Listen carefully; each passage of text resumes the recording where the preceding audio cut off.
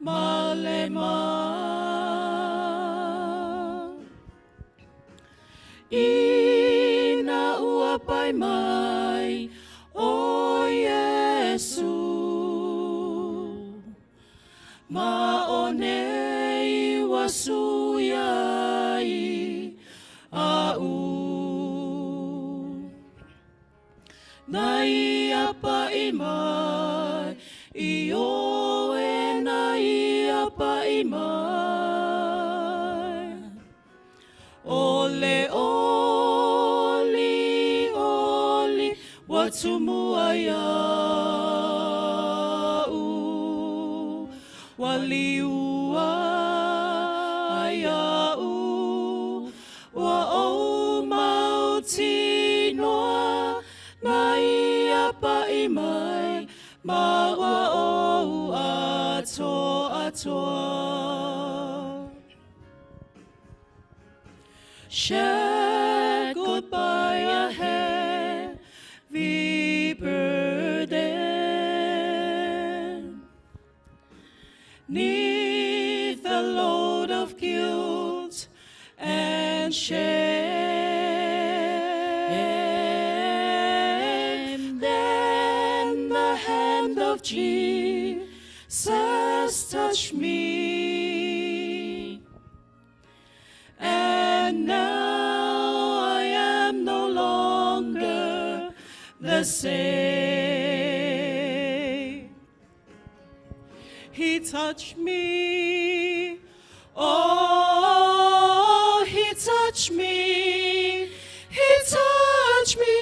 and oh, the joy that floods my soul.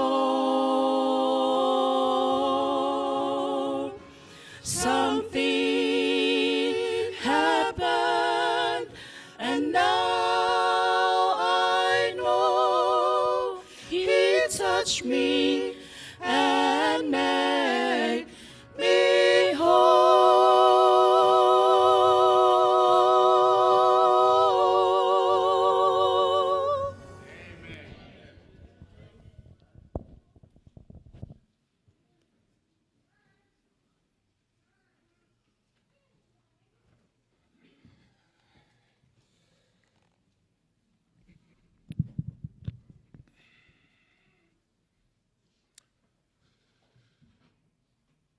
Aulei watuale whawhelenga whakatoa tātou maftanga ne fo itula tai au.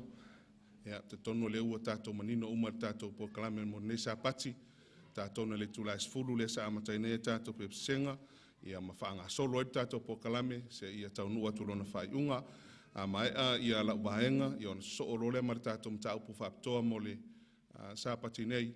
Ia ona taualunga lea le sauninga o papatisonga pe ona manino ia to telo i tātou sa whatasi mai le puana po. Ia maise fo ia nisi o loo whafonga mai lunga o penga ta whailangi. Ia a mae a le sauninga o papatisonga ma whaurwhale fo i lātou o le a whaurwhale ne tono le kalisia. Te talo atu maleanganga maulalo, tātou uso a malo i lātou umala mo whaiona se si mai i le neitai au nesa pati. Ia atoa fo mai lātou sa tau pati mai le lua vai aso o le whaatala inga le kālesia le ua whaiwina neitu la tai au. Talo atu tātou mafuta i lalo ifo le mauta le kālesia, tātou te whai inga whaatasi ai, ia ma tāpu nia whaatasi ai nei whaamoe moe, talo atu ia oane au fuafuanga sa iai mo le auli, ia a whai e mawhai, ia talo atu le kālesia, mai se ia le wauna le tua, ina ia tātou mafuta i lalo ifo le maru nei, ia tātou te whai inga whaatasi ai, ma tātou whiwhia ai, ia ua mai are nei whaamoe moe o le whaasisilanga lea whaaptoa mo i tātou umalawa nei tai au. Au te manatu o tai au whape nei e tele upua le tunu o e whai ai. Masani ona tātou whaalonga i whailaunga o le tunu, ia maise la foi o whaamoe moe foi whale kālesia. Masani ona tātou whapea, ia ole toi aso nei momoa. Ia, masani fo i ona whapea ia tautai o le ngā taifale. Ia, tātou sauni e whaatili fo e mō le ae. I le tātou sa walinga mare nā rua vai aso sa tātou sa wawali mai ai. e pei ona tuitui atu le kalisia nei i le paia ma le mamalu o tātou uso a malo mai lātou sa talia le wala aua le kalisia. I lātou sa mawhai ona whātasi mai le malu malu, ia mai lātou fo'i o lo mawhai ona whaafonga mai lunga o penga te whailangi, e le ngata so se vaenga o le ne tunu o New Zealand, ia e whapea fo'i e tunu o Mao, o lo maua o lo tau mai moa ma muni mutae mai nei por kalame. Ia e ele whanaunaunga sa whamunu e ina i tātou, i le nei lua vai aso sa tātou su e ma whalongolongo ia fionga mamoli e le tua, ia e pei ona ia ile whamoe moe o le kalisia Ueligitone Samoa. E leo se vi inga la tangata au vi inga e tātou te whafo i le tua, amene. Ana se anoa lo na lofa malo na ngare lei, ana se anoa la na taita inga ia te tātou i le soifua malo mato wola. Se manu tātou te leo pene nei tūla tāiau. Vi ia le lofa male angare lei o le tua i lana whatau tainga, o lana soaswani a te tātou, o lana whamalosi, o lana puipuinga i lunga o ala te rewe wawe tātou te whaongaina i lea teimi ma lea teimi. Ia me se lava le soifua maloloina wa tele tūlanga o whamai nei vai tau, ai whaftai le tua o maita watu suru al tino, ia o loo mawalunga le tau singa le tua i lo tau soifua malo matu wola, ua mafuai o nau tātou pēnei nei tūla taiau. Tātou whafo i la le vi inga i le tua, whawheloa i whapitoa tuai, tātou usua malo, mai tātou umalava e mase fo i le ainga pele o le tua, ne e kalisia Ueligitone Samoa. Whaftai le tua i lan tausinga, ua mawhai ei o nau tātou toe whewa aiai e le tai au re nei sa pati. Whaftai mo le taria ina le wala au, ma le talo atu le ona le tua, ina ia whaavanoa mai lau taimi le nei sa pati. Tātou te whaamai eina, ma whaama umare nei whaamoe moe, sa tātou tau pati mai ai. Ia, o se vai taimi ta ua fo i moau, i lau vaenga o le whaifolfolanga i nei lua vai aso, ia, te tonu te pauna taimi tau te vai mai e tau. Ia, o te whaftai atu i fo, ia, ma mamoli atu fo i se whātu i senga, ma se wha maurolonga, ia, e fo i taimi e le tal whea ngai ai upu, ia mwhamtalanga i nisi taimi, ia, e tala tu a whai eisa i eise, wha le tonu, o se ngangana sa sala, ia, tātou la fwa inu ule aina, mai ele pa ia man mamalu o le tua, a mai ele alofa tu noi siu keriso ne tu la tai au. Ia e fusia whaatasia i tātou, ma tātou avatu ere vi inga i le tua, ona olona alofa malona angre lei, nei ua tau nuu malmanuia ma tātou tau nuu mai i le sauninga muli muli, ore nei whaamoe moe le lua vai aso sa tātou malanga mai ai.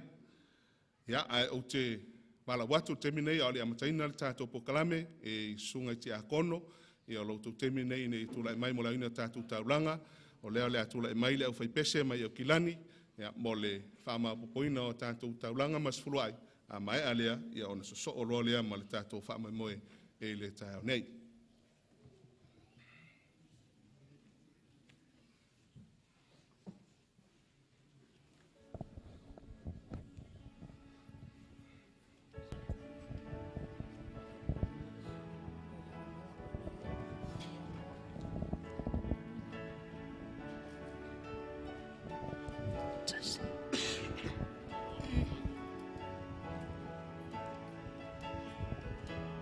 Te au noa matofo tofonga, ma mea e whaanoa noa ai, tau mau iaua le wha vai vai, ma tau pau.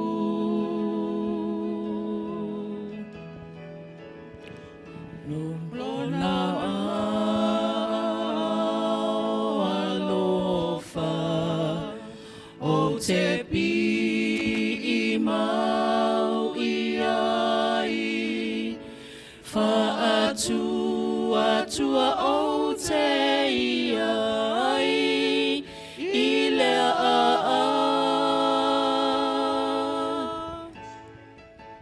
E mawaele nei o langa, umai o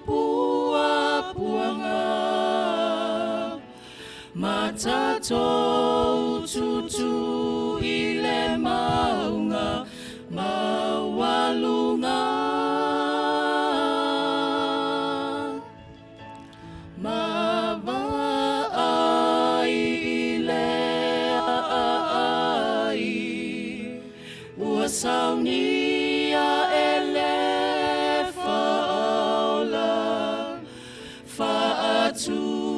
atua o te iai i lea a.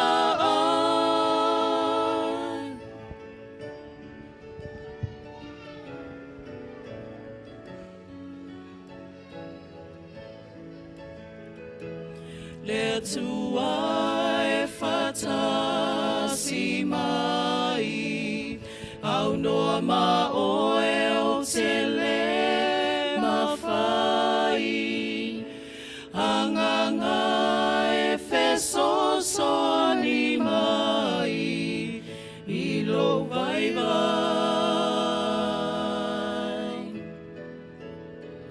I puapuanga mawhai ngata,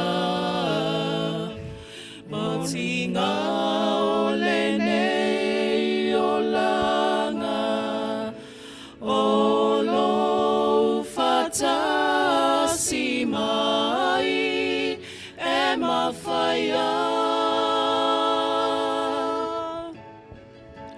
E mawa e le nei o langa, umai o puapuanga, matatou tutu i le maunga, maualunga.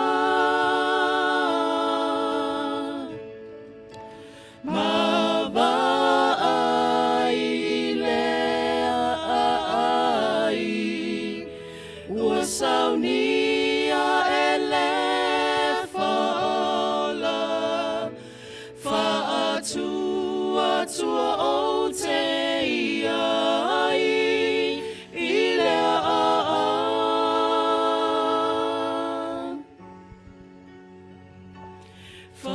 whaatua tua o te iai i lea Ai, ono whatasi mai o tō wau, ia au tō taitaina i tātou, i le talo e whapaia ia tātou taulanga masfuluai. No mātou tamarelangi o tutula i o ona ti a kono o taulanga masfuluai o mātou lafo ina nei tula tae au, mātou talo atu whapaia i nei tupe, so soani mo whaalau te leina o lo finangalo i le nei lanolangi. Whamnia ia i lato umalawa sa lafo ma le loto malia le nei tula tae au, o no lo lava swafu Isu o mātou wole, mātou talo toi nei. Amen.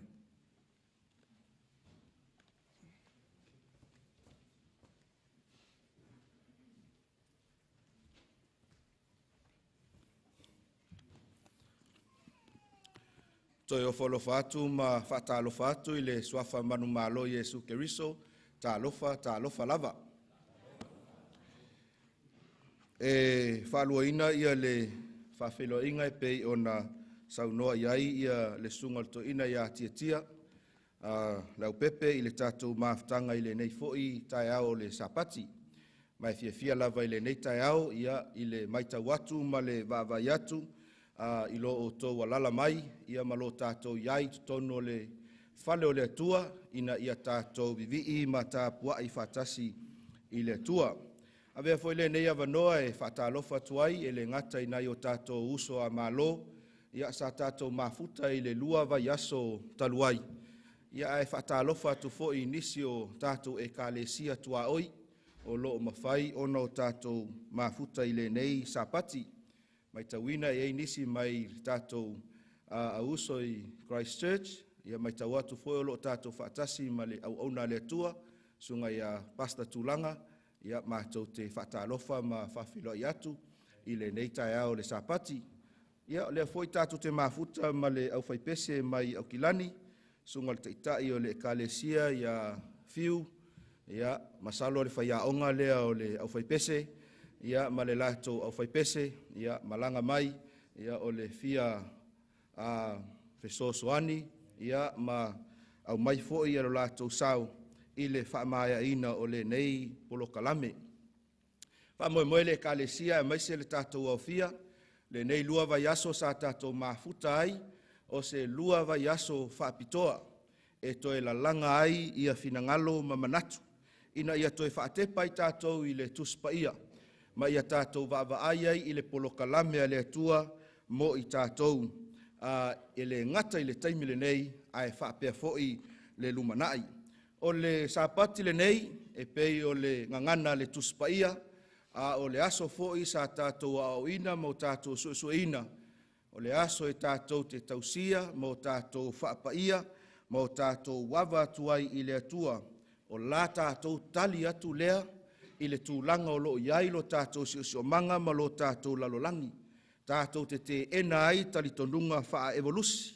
O le tangata e ese le mea na tupu mai ai.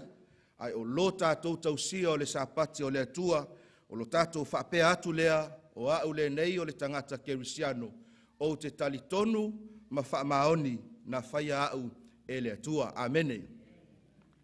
Mai o le sapati le nei ua whilwhilia ai, o le au mai ai ia le nei lua vai aso i lona whaaiunga.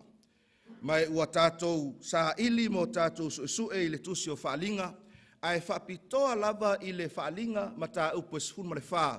A o lona whai upo e ono se ia oo i le whai upo se fulma le lua. Wha au tuina ai le tātou polokalame mo le lua vai aso o fe au e tolu wha le langi. I to tono le tusi o whaalinga ma tā upo se fulma le whaa, o loo tātou maua ai ia angelu o loo fe le lei i le tau loto inga o le langi.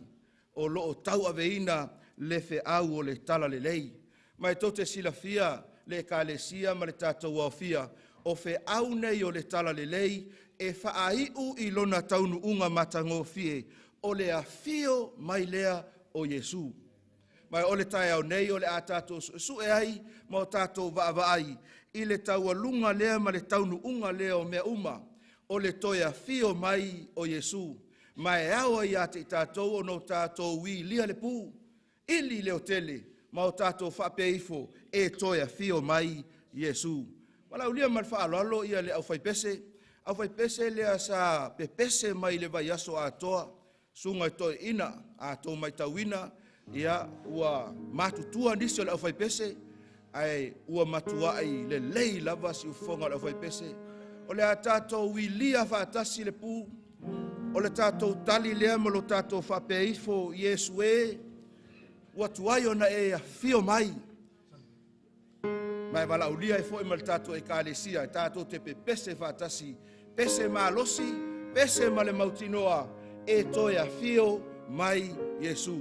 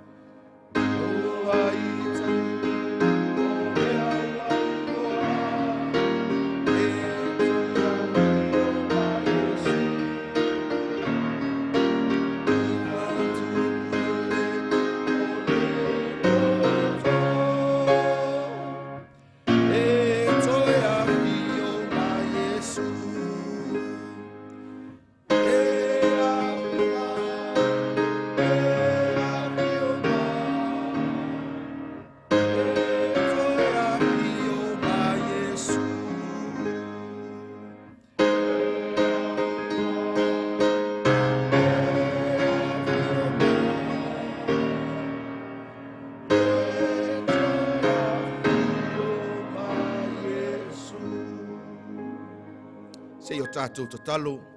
Le atua o le wha moe lea, o le wha naunga lea o so o se tangata kerisiano, so o se tangata wha talitali, so o se tangata ua filifili e muli a te oe o le alii ma le whaola. Mātou te whaanauna watu i le nātai au, i le nā aso, pe a matala i le langi ai e a fio mai. O mātou sauni mātou te whape atu, o lo mātou alii lava lea, sa mātou whaatalitali atu iai. Whaamanuia mai le nei whaala potputonga, whaamanuia mai le nei tāpua inga ma le nei sauninga. Ia fo ia tupea le vi inga ia te oe nei se i o le whaavavau lava. Amen.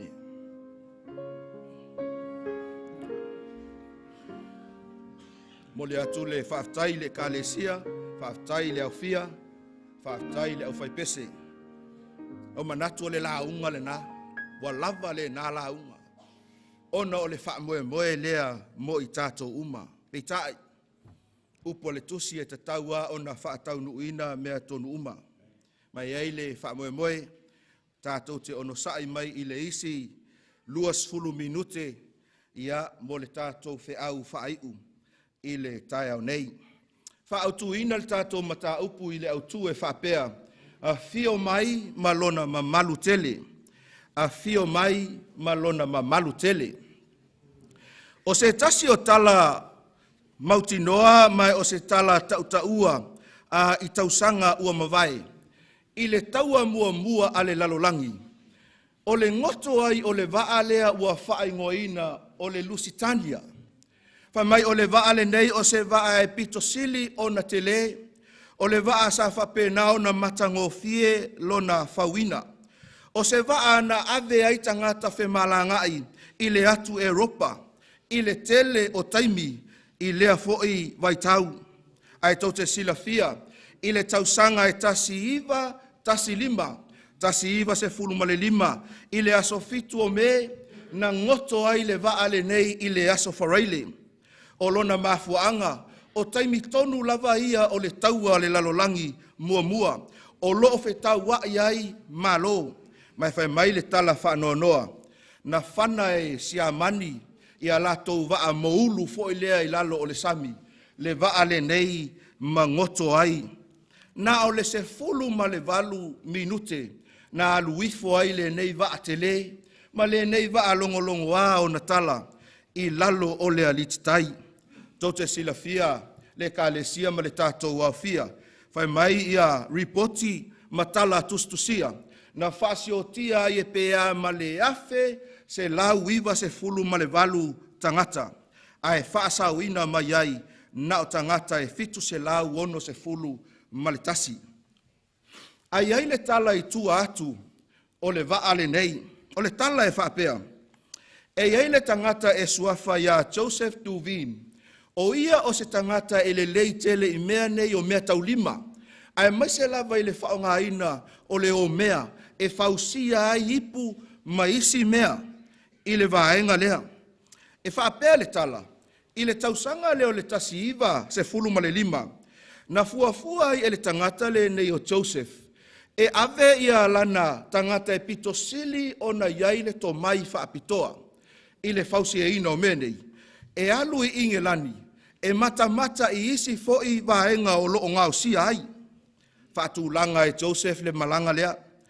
Ona fuafua loa lea, uma ona totongi le ticket. Uma ona fai uma mea uma. Tusi le ingoa, matuu i totonu o whaamaumaunga mo le fai ngā malanga atu lea. Peitai. I taimi o le taua. Na au mai ai ia le whaasila silanga sia mani. Whaasila silanga i pei o no tau mai moa tuai i lungo le ie. Whaai loa mai ai i tangata uma o loo whengā solo ai. O loo malanga. E tau mai ai o lau whanua ia po o vaenga ia le o ngā sami. O lo whapena o na pui e lātou. So o se vaa e alu i le o ngā sami lea. So o se vaa lele e lele i lungo o lau whanua ia. E iai fua e ese mai, fua se amani o le a whapena o na whaa umatia. Ma whaa to i laloina. Ina ua tau atu e Joseph ia le tala lea I lana tama lea na tu e malanga. E iai le mea lea ua whaeloa mai. Mai le tatau ona e alu. E iai le lapata inga lea ua tu ina mai. E au ai ina e toe nofo ma e toe mafaufau. Le anga o le oti ma le ola lea tātou te tala noa ai. Tau te silafia. Ina ua tau atu e Joseph. Ia le whaasila silanga lea ma le lapata inga lea. I lana uo lea. Ai whai mai le tala lana uo. Don't worry. Aua e te popoli. Na o I loa le lei ma o mana ia ina lapata inga ia. O le melea. Sa o walu ai ma o whaia se ngā yoinga. E tā pena iau mo le taimi lea. Tau te silafia. O le o ngā sami lea o loo whea lua iai. Ia le waa lea o se o ngā sami e mālulu tele. O na alu lea o le ali lea. Ua nofo I to tonu o le tapu tā ele tulou. Tuu iai aisa. Tuu iai vai mālulu. E tā pena ai o ia. Pe a o I se taime malanga ai. A tupu ai se whaalave lave. I lunga o le o ngā sami lea. O na whapena lea. O na mawhai o na whaasauina o ia. Mai whai maila na whaamtalanga. Sa a mata lava I le tolu se fulu minute. E nofo ai to tonu o le tapu aisa lea. Tapu malulu lea. Uma ane ua lua I tu la. Ai ina ua sau mawhai atu ya Joseph. O neila. Na tolu ai tu la o nofo I le tapu aisa lea. Malulu ai sa o nofo ai. Tau te silafia le au pele ma le tatu au fia. Ia le tala. O le tangata lea. O le isi lea survivor. O le isi lea tangata na whaasauina mai. I le fitu se lau ono se fulu ma le tasi tangata ia. Na whaasauina mai I le waa lea o le Lusitania. Ai tau te silafia le matautia o le tala. Na whato a maua le neia lii I to tonu o le sami. Na whato a maua ina wa uma le 5 I tu la. 5 I tu la. O maa lili ai I to tonu o le sami. 5 I tu la o loo nofo ai. Mai pau lava le mafuanga na lai. O na sao le neia lii. O na sa iai lana tapenanga. There was preparation. Sa tapena mava ai mamao e iai le whaafita auli o le lumanai. Sa tapena lona tino, tapena lona mafaufau, tapena lona loto. Ina ia loto tele ai. Pe a o le taimi e tupu ai se whaalave lave. Ai mawhai o na whaasauina o ia. O le tala le whaatau tangata lea. Ai tau te silafia le au pele, ma le tatou a fia I le afia finei. O fe aua a ngelu e tolu. O fe au e tolu whaale langi. O fe au lapatai. O fe au alofa. O fe au e tumu I le alofa tu noa o le atua. Ina ia fe soani lea ia te oe mahau. Ina ia fe soani lea I le tatou savalinga. Ina ia mawhai ai ono tatou tāpena mo le lumanai. So o se talavou, so o se tangata, so o se tamā, so o se tina. Sa lātou whaalongoina I a fionga pa ia le atua. Mai lava I tausanga ua mawai. Se ia o mai I le taimi le nei. Ua tuina atu e Yesu Keriso. Le ava noa ia te oi. E te tā pena ai. It is part of preparation. Paualan mafuanga lai ono tātou launga ina. Ma whaasoa ina a fionga pa ia le atua. Ina ia tā pena ai I tātou. Mo mea o le a o mai I le lumanai. A ia tātou maua ai. Le wha moe na o tātou pepese ai. E toi a fio mai Yesu. E toi a fio mai Yesu. Fai mai le apostolo Paulo. I le tusi al mua te Salonia 5. Fai upe e wha se i o le fai upe ono. E wha pealo na fai tauina. A o tou le au soe. Tou te leo I le pōri uli. Mai tau mai la uoe. I le taimi a toa lea sao tātou mafuta ai. I taimi umai musu wina ai oe lea nganga o lea tua. I taimi umai te whaalongo ai I fe au o le whaolatanga. You are no longer in the darkness. E te leo toi ai I le pōri uli. Ai whai mai whaua windo al whamtalanga le apostolo. Ia maua mai ai o tou e le na aso. Pei o senga oi. O tangata o le malama o tou umalava. Matangata o le au. Tātou te lea o le pō ma le pō riuli. O lea, aua ne tātou momoe ai whapei o isi. A ia tātou mātala, ma ia wha uta. Aua nei maua mai tātou te leo tāpena, tātou te leo sauni. Ai whai mai whamtalanga le apostolo Paulo, ina ua ia tusia i le ekalesia a i Tesalonia. E au ina avea ia nei awa o uma, ma mea ua tātou maua, whaali mai e lea tua i ana awhionga paia, e tāpena ai o e mau, mo le langi ma le ola e whaavavau. Tau te sila fia. Whaapopo atu e le tusitala e ingoa ia e lena waita. E whaatatau i le taimi tā ua lea. O le sauni ma tā pena. Whai mai a ia i se tasi o ana tustusinga. The end is very near. Whai mai ua lata mai le iunga. We who know the truth should be preparing for what is soon to break upon the world as an overwhelming surprise. O lea wa e silafia, o lea wa o wiloa, o lea wa o ai, o lea wa o suesue, o lea wa o whaalongo, ma o mautinoa. Lea ai, e wha maonia wha matalanga al tuspaia, e wha maonia mea na valoia, e wha maonia upu au apostolo, wha pea fo i malo tātou li o Yesu Keriso, i mea o le a o mai. Mai au ai, o na e tāpena, ma o tāpena. Tātou te le mai loa, o le a le me tupu a tai au. Ai o lea ua tātou mautinoa, lo tātou iai i le taimile nei. Mo lo sila fia, o kerisiano e taritonu il tuspaia.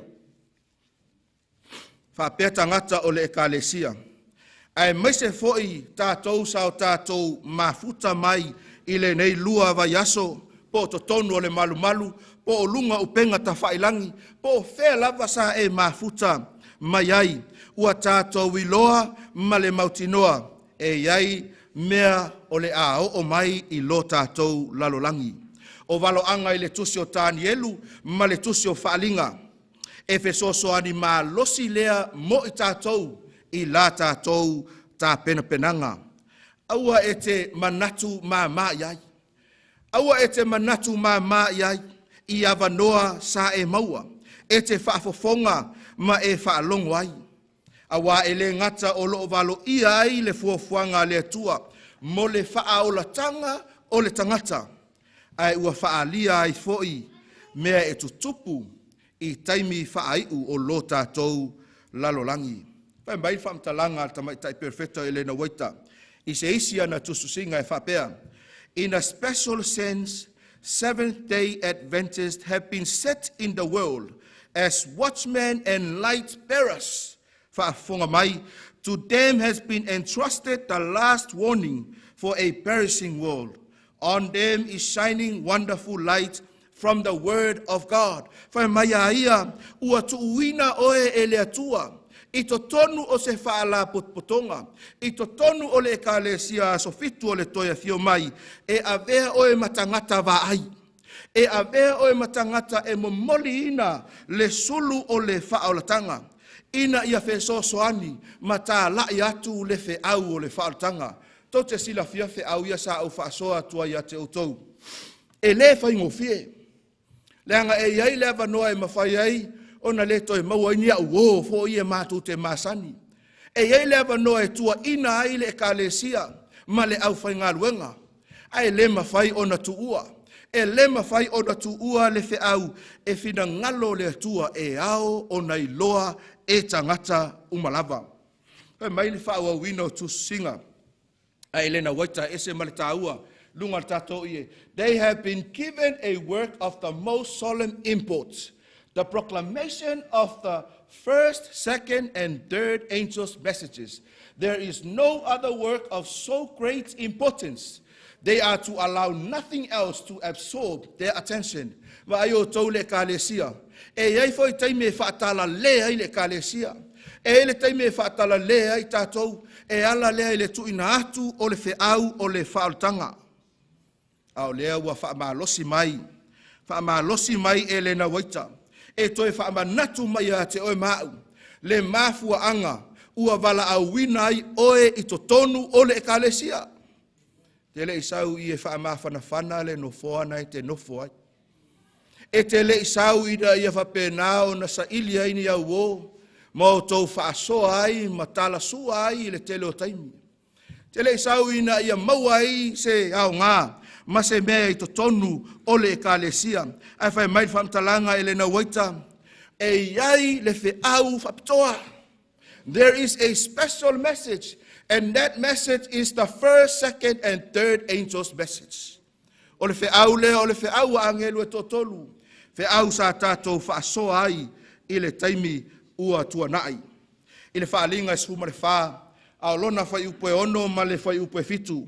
Tātou toe a asia lau whanua ia, lea sa tātou sue ai, i le vai aso talu ai. Fe au ale angelu mua mua. Fe au na alanga ina o le fe au o le tala le lei e whaavavau. Tala le lei o le lofa tu noa o le atua. Ai whai mail whamtalanga le angelu. I lea lava taimi o lo alanga i le fe au o le tala le lei e whaavavau. O lo alanga i le taimi. Ua o mai lei tu waso o lana whaamasinonga. La uoe o lo e soifua ma o wola i lunga o taimi o le whaamasinonga le atua. Wala au ai tangata uma, ina ia usiusitai, maifo, matapuai, i le atua, foa.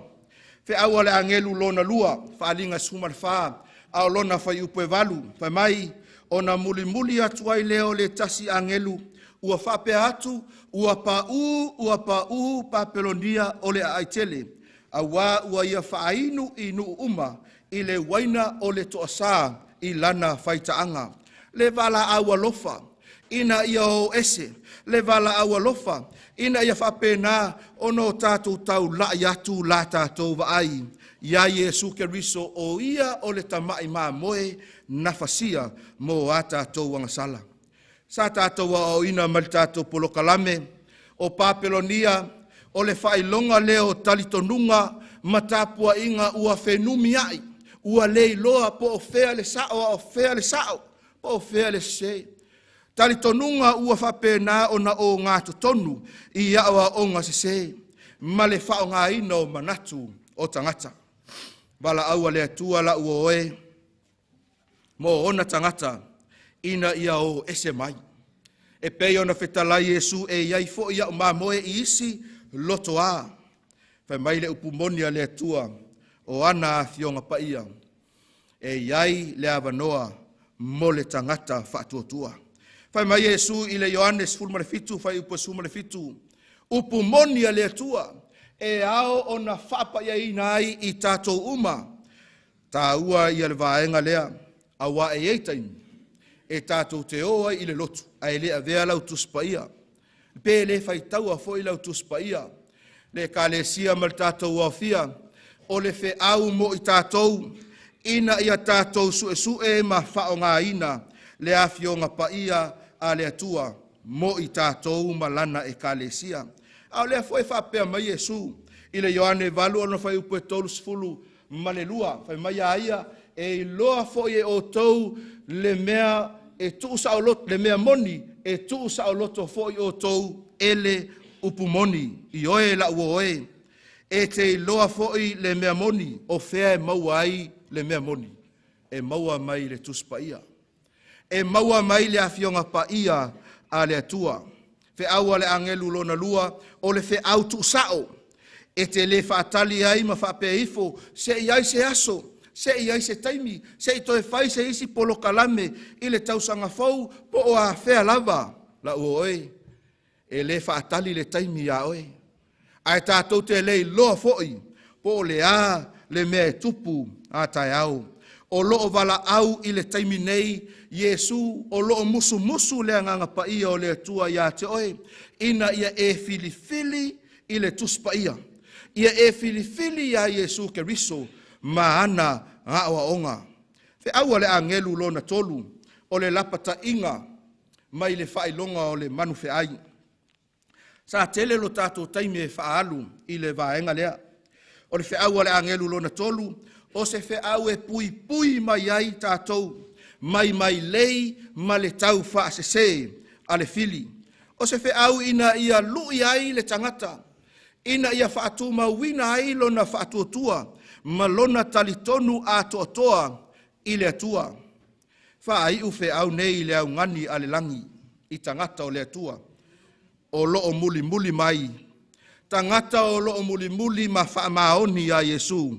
Whai mai ia e tausi polo a inga ma ta ofi le mau ia Yesu Keriso I o la tau loto.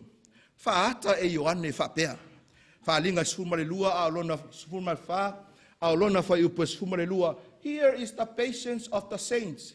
Here are those who keep the commandments of God and the faith of Jesus. Whai mai Ioane o ila tau nei o loo iai le ono saia le au paia.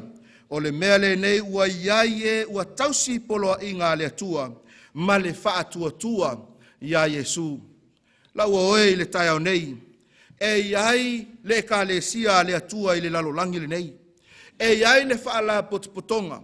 Ua wala au wha pitoa hai le atua. La tau te tau aveina le fe au o le wha alatanga. Wha maonia la utala le iate oi. E sea e wha alongu. I se isi mea I tua ato le ka le sia sofitu. O loo lato alanga ina fe au a angelu e tolu. E sea e wha alongo iai. Ai sea. Leanga o le fe au lea ua wala awina ai tātou e lea tua. E ao ina o tātou tau aveina. Ai le ia fio mai Yesu. O le tala ina atu o le upumoni a lea tua. Ua leva o na nātia. Ua leva o na whaapongi saina. I awa onga tau whaasesea le fili. A toa ai mamanatu o tangata. Ua suitu langa ai le tele o mea. Suitu langa ai mata upua le atua. Suitu langa ai ia le vaenga lea o le sapati o le atua. Ua suia e le tangata. Suitu langa ai le atua ua avea ai le tangata I le lalolangi. E te alu e tau iaia ua ngasala o na wha mangaloina leo oe. La ua oe. Tasi alo tato puluvanga. Ua nao Yesu Keriso. E pei o na whaeloa mai e le tuspaia. A o le whaalinga mata upo sfuma le wha. Whai upo e ono se ia o le whai upo sfuma le lua. O loo manino mai lo ai tangata o le atua. O loo I lo ai o e mau. Ai sea le angai o ngā totonu I tangata o le atua Yesu Keriso o ia o le alii ma le whaola. Mata ua ai Keriso pe a o ina tu whaatasia le ekalesia o le tino o Keriso. Tangata ua whaatumuina I le whaatuatua ia Yesu ma whaatumuina I le anganga paia. Tangata la tau te tausi I tu la fono le atua ona o le alofa atu I le atua. La tau te tali atuai e ala lea I le tausinga o le sapati. Whailoa mai el tuspaia le valo ia ina o tangata whaapitoa. La tau te tau aveina le fe au muli muli a le atua I le lalolangi. Le vala au I tangata uma whaalinga sfumare wha o loo whaeloa mai ai le fe au le nei. Whai mai ia o tau mātatau I le atua ma avatu ia te ia le viinga. Awa ua o mai le tu waso o lana whaamasinonga. Ma ia o tau wifo I le na whaia le langi ma le whanua ma le sami a toa ma puna o vai. E iai le aso e whaamuta ai e le atua ngā luenga satani. E iai le aso e umai. E iai le aso e whaapeama e le atua ua lava le nā satani. Whaopopo atu I wheaua angelu e Tolu I le whaalinga e sefumare wha. Le angelu lona wha I le whaalinga e sefulu mare walu. O le angelu le neila ua oe. Ua ia tuuina atu le mana I wheaua angelu e Tolu. Lea sa tātou whaasoa I le lua vai aso ua mawai. Ua ia tuuina atu le malosi ma le mana I wheau nei. Ina ia wha lama ina ai le lalolangi I le mamalu o le atua. Ioe, sila I le whaalinga I se fulu mare walu. Whai upu mua I lungo le ie. Whai mai. Ua mawai ia mea. Ona o I loa ai lea o le angelu. O loo aluifo I le langi. Ua ia te ia le pule sili. Ua lama foi le lalolangi I lona pupula. Lama foi le lalolangi I lona pupula. O lo tātou wa aia I le ata lea. Le angelu fai mai ua sau mai le langi. Ua sau mai le meo lo iai le nofo a lii o lo tātou atua. Ua sau mai le meo lo whaatino ai le whaamasinonga le atua. Ai fai mai whaamtalanga le tusi o whaalinga. Ua ia toe whaamalosia le fe au o le alofa tu noa. Ua ia toe whaamalosia le fe au ina ia tau atu i tangata uma. Ai sea ina ia mawhaiai ono tātou maua le langi ma le ola e whaavavau. Mā tai o se fulu au lona whai upu mua mua. O loo whai mai ai ia le whaamatalanga a le tuspa ia. Ua wala au atu e ia o na soo e toa se fulu ma le toa lua. O na tuu atu lea e ia te ila tou le pule ia nganga leanga. Ina ia tutuli ia te ila tou ma whaamalo lo i mai uma ma mai ti ngā umalava. Tau te sila fia. Le pule lea o loo tala noa ai le whaalinga suma le walu whai upu mua mua. Lea fo i sa whaongaina e Yesu i le mātai o mata upu e se fulu pei o no tau mai tauina. Le pule le mawhai o na au mai e stangata. E le mawhai o na tuina atu e se whai whiau. E le mawhai o na tuina atu e se matai po se saa o se ainga. Na o Yesu lava e mawhai o na ia tuina mai le pule lea. Ta ua le whaamtalanga mātai o e lua sfuma le walu. Ao lona whai upu e sfuma le walu.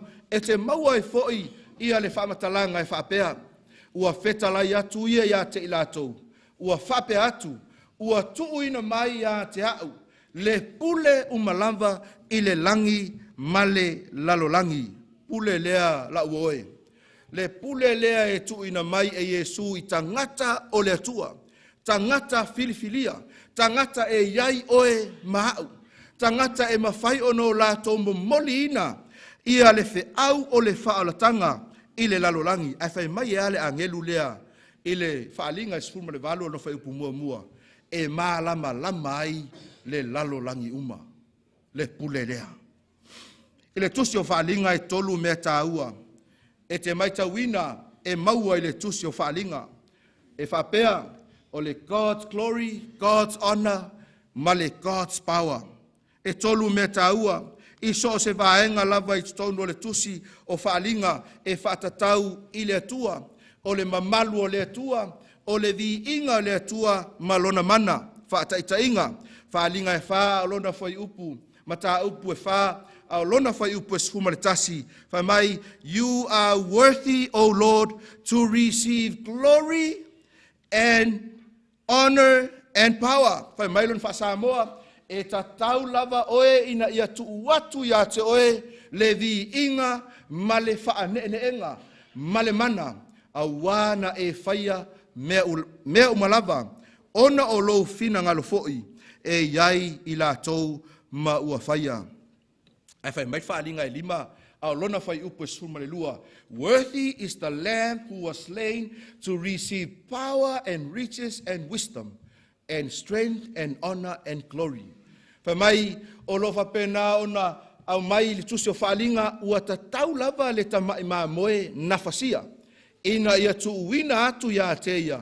Le mana, ma le oa, ma le poto, ma le malosi. Ma le whaaneenga, ma le vi inga, ma le whaamanu. La ua oe le tai au nei. Te le loa ia te oe. A o le atua e tā ua i le atua le tangata. Pe a o ina ia tuuina mai le pule lea i le tangata whaatotua. Tātou te maua fo i le whaalinga ma tā upu sfuma le iwa. A o lona whai upu mua mua. Mea lava nei e tolu o loo tauta ua mai loa ai le atua. Salvation and glory and honor and power belong to the Lord our God. Whai mai ua i le alii. Lo tātou atua le o la tanga ma le vi inga. Male whaaneenga male mana. Ai wha uma le tusi o whaalinga. I le whaalinga e lua sfuma le tasi whai upu e lua sfuma le ono. E whapea. Whai mai le whamtalanga le tuspaia. And they shall bring the glory and honor to the nations into it. La tau te au mai ai foi le mamalu ma le vi inga o nuu. Tau te sila fia le kalesia ma le tātou au fia. A o ino tātou fili fili ma le atua. e le ngata e au mai e le atua lana pule, e mawhai ai ona e tauwivi, i le fesosoani a le anganga pa ia i aso faisoo. Ai au mai e fo ia e le atua lona mamalu ma lona malama, ina ia faa malama atuai i le lalolangi atoa. Tele taimi e tua ina i e satani le atua, o le atua e le alofa, o le atua e le tonu lana faa masinonga, o le atua e le leila na tula fonu, o le atua faa sawa, o tua ina ia na tu ina atu e le ti Apollo i le atua, ai tota sila fia oto, i le maliwai o Yesu, tānu mia i le tuunga mau, ma to e tū manu malo mai, ua ti nei ai tua inga ale fili, ua ti nei ai tua inga ale ti Apollo, sa tua ina ai lo tātou ali i whaola o Yesu Keriso. O le sa tauro o le tali lea i tua inga satani, o le sa tauro na whaailoa i le atua i le lalolangi matangata uma, le tāua o e maau ia te ia. Na whaailoa i le atua o ia o le atua e alofa, ma le atua e tonu lana whaamasinonga. Mana tua le pese a Mose. Na whaapea tuai Mose i le atua, i le soto e tolu sfulu ma le tolu, whai upu e sfulu ma le valu, ma le sfulu ma le iwa. Ai mai, ona whai atu leo Mose, ia e whaali mai a te au loma malu. Ona whetalai mai leo ia, o te whaaui atu lo le lei uma i o luma. Wha mai le tua, e tau le whaailoa tu ia te oe Mose lo mamalu. Ai o te whaailoa tu ia te oe taimi uma o te uia tu ai o luma, whai upa suma le iwa. Le lei, ma le lei o le atua. E le ngata o se atua e alofa, a o se atua e anga le lei mai ia te i tātou. O le lalolangi le neiolo e soifua ma e ola ai. Lalolangi le neiolo o tātou iai. Pe a o ino tātou o mai whaatasi. E tau ave whaatasi le whiau o le whaoltanga. E whaatu muina le lalolangi i le mamalu o le atua. Aisea, le anga ua tuina mai e le atua ia te oe mau. Whai mai whamtalanga le apostolo Ioane. Mua le Ioane tolu whai upu mua male whai upu elua. Whauta i le sili o le alofa ua fua ina mai e le tamai a te i tātou. Ina ua tā ua i tātou o le whanau a le atua. Leo pele o le whanau i tātou a le atua i nei o na pō. Ai le i whaalia mai nei le winga o i tātou a amuli. A ua tātou i loa, pe a whaali mai o ia, o na fōlinga ai lea o i tātou ia teia. A wā tātou te i loa tino ai lava o ia. Whaai loa mai e lea tualo na alofa tū noa ia oe maa. I le nei lua vai aso ua mawai. Whaai loa mai e lea tua ia lona tāua.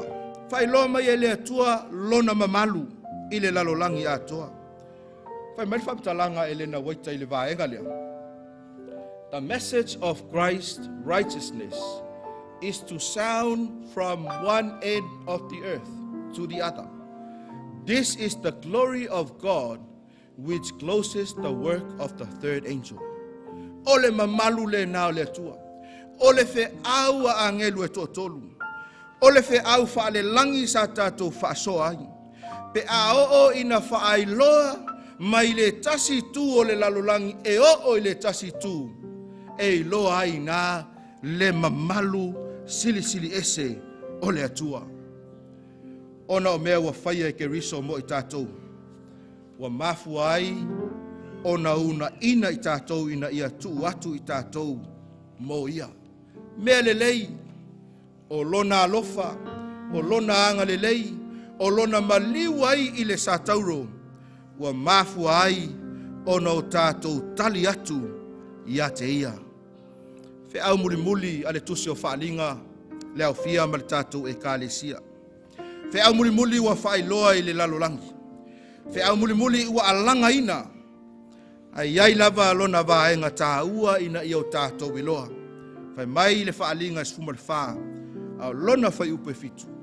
Ia o tou matatau i le atua. Maavatu ia te ia le vi inga. Ele ai se vi inga tātou te maua ia tātou ngaluenga. There is no glory in our works. Amen. O le a le tele o me fai. E le vi ia ioe. E ave le vi inga i le atua. Ave le vi inga i le atua ua o le atua e iai la na ami o tonu. Ave le vi inga i le atua ua o le atua e iai le anga le lei. Ave le vi inga i le atua awa e tatau ai ma ono mea. Whamtalanga le tamaitai o Elena Waita i ana tususinga. Whai mai o le taua bio tonuina. It is the work of God in laying the glory of man in the dust and doing for man that which it is not in his power to do for himself. Ele mawhai ona e whaia se mea e te sao ai ma e ola ai. Mafua anga lea tātou te whaalango lango ai i le ami o tonu o Yesu Keriso. O lo tā pena i le atua ona tangata. God is preparing a people to proclaim whaailoa atu le feau o le alofa tūnoa. Whaailoa atu o ia o le atua. Whaailoa atu le atua e tonu lana whaamasinonga. Le atua whaamaoni ana tūla fono. Le atua e iai le upumoni ma le tala le lei e whaavavau. Pe a o ino tātou ofuina le ami o tonu lea o le atua le aupele. E taua ami o tonu ina oi. E taua ami o tonu ina au. I le alofa tūnoa o le atua. Po le alo tātou se mo tātou whaale tonu. We are covered by grace. Tātou te ofu i le alofa tūnoa o le atua ma lona mana. Mai o le upumoni le nā le atua. Pai mai ia le whaamtalanga le tusi o Filipi. Filipi mua o lona whai upu e luas fulu maletasi. Pe a o ina o tātou ta lia ina o ia e avea mo tātou wa lii mo tātou whaola. For to me, to live is Christ. Ua le o toe ola au. A o ke riso ua ola I tonu ia te au. Sa whaasoa atu le po ana po. Le auma tonu o le tunga mausu a vai. E tānu mia ai lo tangata tuai. To bury your old self. E tānu mia ai winga tuai. Amionga tuai. Ma mea sa e whaia I le taimi ua tuanai. Ai toi whaatu ina mai oe lunga o oe o le tangata fau. Whaatalitali ai le toia fio mai o Yesu. La oe o le toia fio mai o Yesu. Suia I mea uma. O le toia fio mai o Yesu. E maafuta ai a inga. O le toia fio mai o Yesu. O le wha moe ngā sili lea mo tangata whaatalitali. Le au whaatuatua. Ina watusi Paulo ia Tito. La uma le tusi a Paulo. Na ia tusi a ia Tito. Ai toi wha maalosi atu lava le apostolo ia Tito. Whai maila na wha maalosi Tito. O le whaali mai o Yesu Keriso. I le aso e toi a fio mai ai. O le whaatua tuanga e manuia ai. Mai le apostolo. The coming of Jesus will be indeed a blessed hope. O le whaali mai o Yesu. O le whaatua tuanga e manuia ai. A whai motusia le lua maafutanga. Se tasi o lau a inga I pele ia te oi.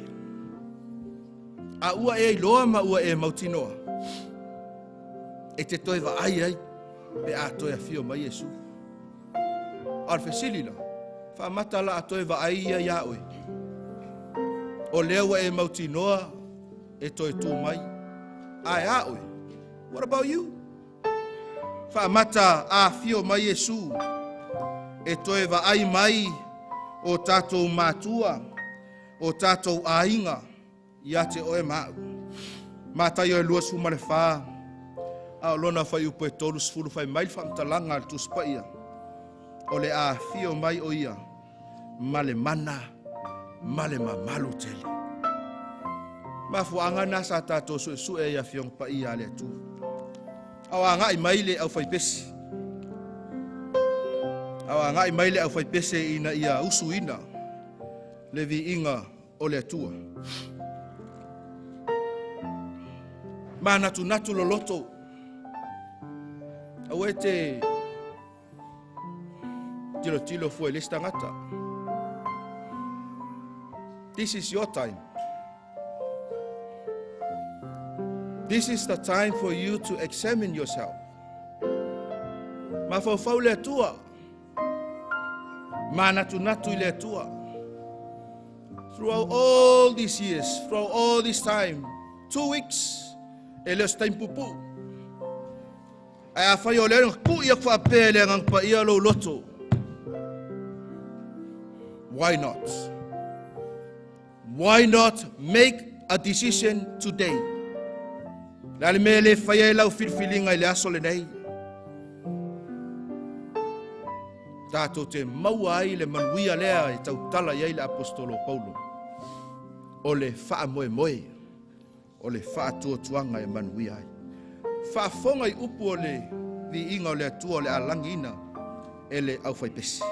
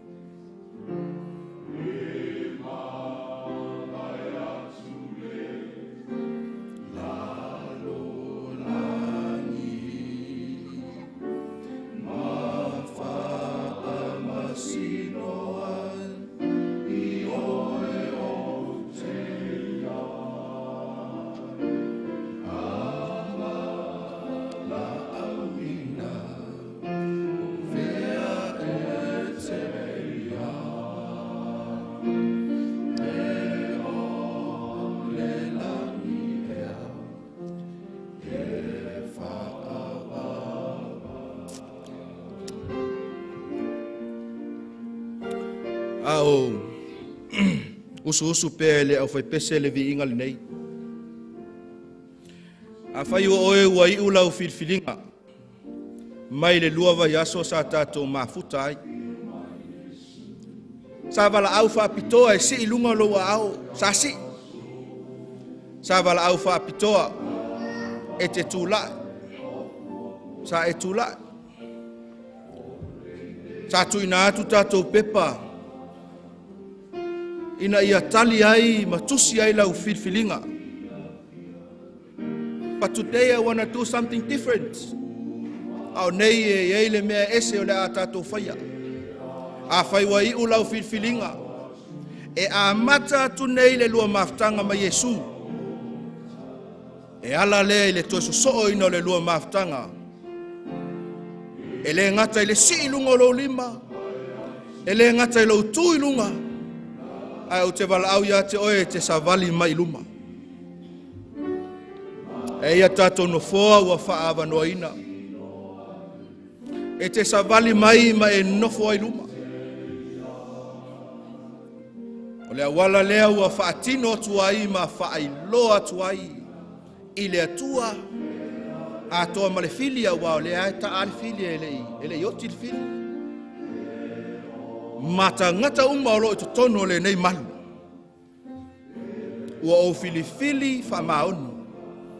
ia Yesu Keriso.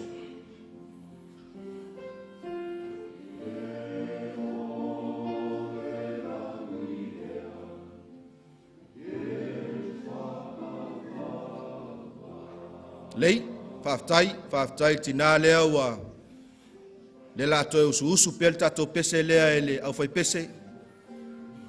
Whaftai talavou, e mawhai o na so i tutonu wha mole. E a whapewa i u lau filfilinga. Wa umona e tali lea tua. Whaftai nei talavou e le whai ngofie. E le whai ngofie i le talavou le alu i le tua. To our young people, if you've been away from God for so long, and today you have decided to reconnect, ina ia toi so le lua maftanga maletua, now is the time. O le taimi le nei, ina ia mawhai ai, o na tupu le mea. Because one day Jesus will return. Whether you like it or not, He will return. Ai mai maue pe a whaia e tātou te le iai lea no fuanga. I lea manuia ua saunia e lea tua mo i tātou.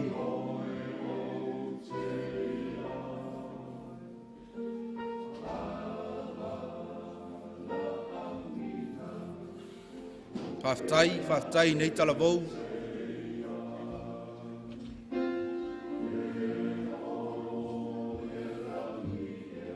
Vi ia le tua, whaftai.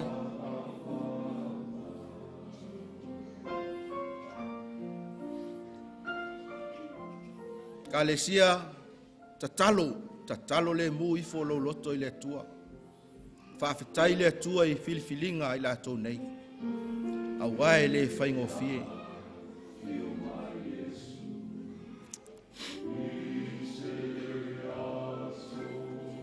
Pe iei lava se tas. O lo finau o ia ma le anganga o le tua i le taimi nei. Pe iei lava se tas. Sa whaalongo i le wala aua le tua.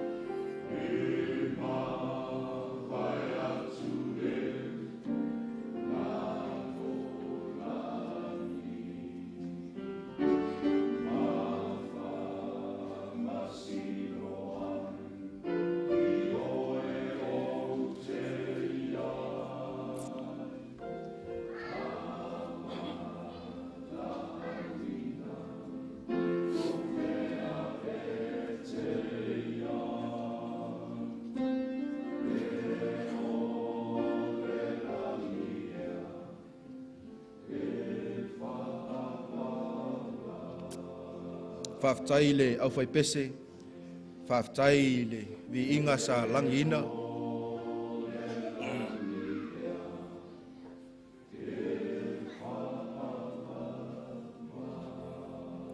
Whaftai le tātou e kalesia mo le nof tatalo. Whaftai mo i lātou ua tali le wala au. Ina ia whapenao na whaatino ina le lātou filfilinga. O le ui ina leo le vai o le baptisonga. Ma o le nei vaenga o le tātou sauninga. Lau whaia e le tātou tatalo whaamanuia, ma whaau mai ia le tātou launga. A sauni mai ia le talavou, ia Wendy, ia mo le usuina o le isi vi inga, ia ao sauni e whaia ia tautinonga mo le au baptiso. Mo ine mea tō whonga. Lau sau nia tātou talo.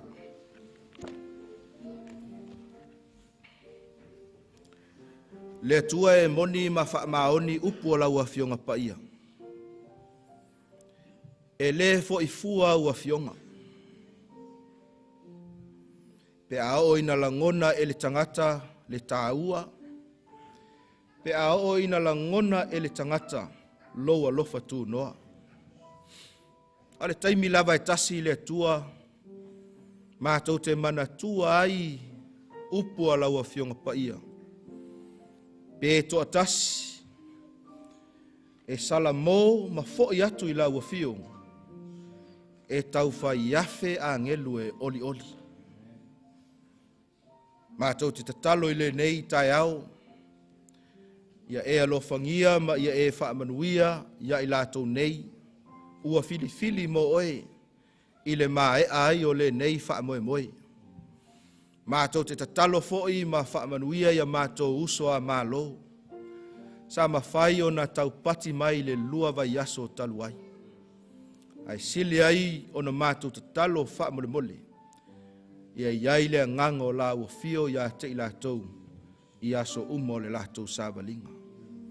Whaamanuia mai la ua fio i polokalame o loo muli muli mai, i lau suafa Yesu. Amen. Ia lava pea le ono sai ma le lava pale al tātou e kālesia, ia ae walaulia ma le whaaloalo ia Wendy, ia mo le vi ingo le tua a o sauni atu ia mo le sauninga o le baptisonga.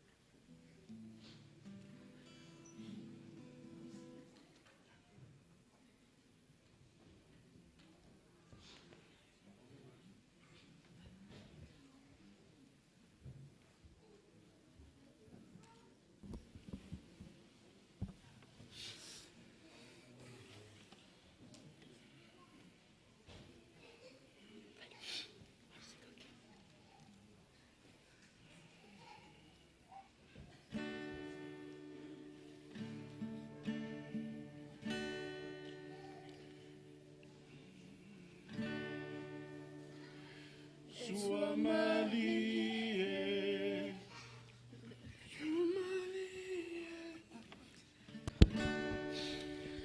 Sua Maria, le anganga, ole tua, so seme ilona, su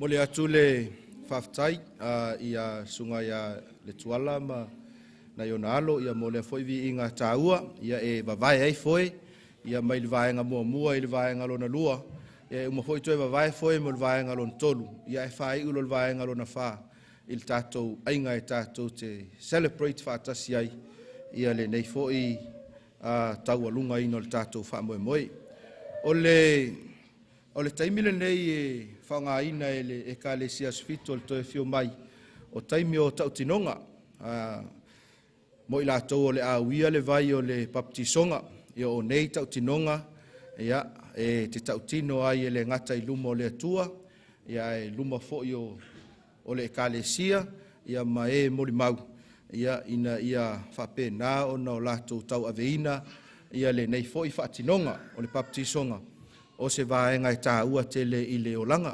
Tai peia o lau tautinonga foi lea le whaitei me twhai poipo ai. Le umalona whai o na e whapea mai lola ia i lau awā, ia po lau tane. I do, remember you. E whapea nāla ia le tautinonga o le tangata ai sa au ni e papatiso. E sifulma le tolu ia tautinonga le ekalesia sfito le toe fio mai. I le pepa papatiso, mai le tasi o le sfuma le tolu, i tai, o lea ua tua o whai i tautinonga i tolu. E tolu la ia tautinonga, lea le a whaatinoina. Whamolmole mo i lato uma ua sauni e uia le vai o papatisonga pempai o na tula i whamolmole.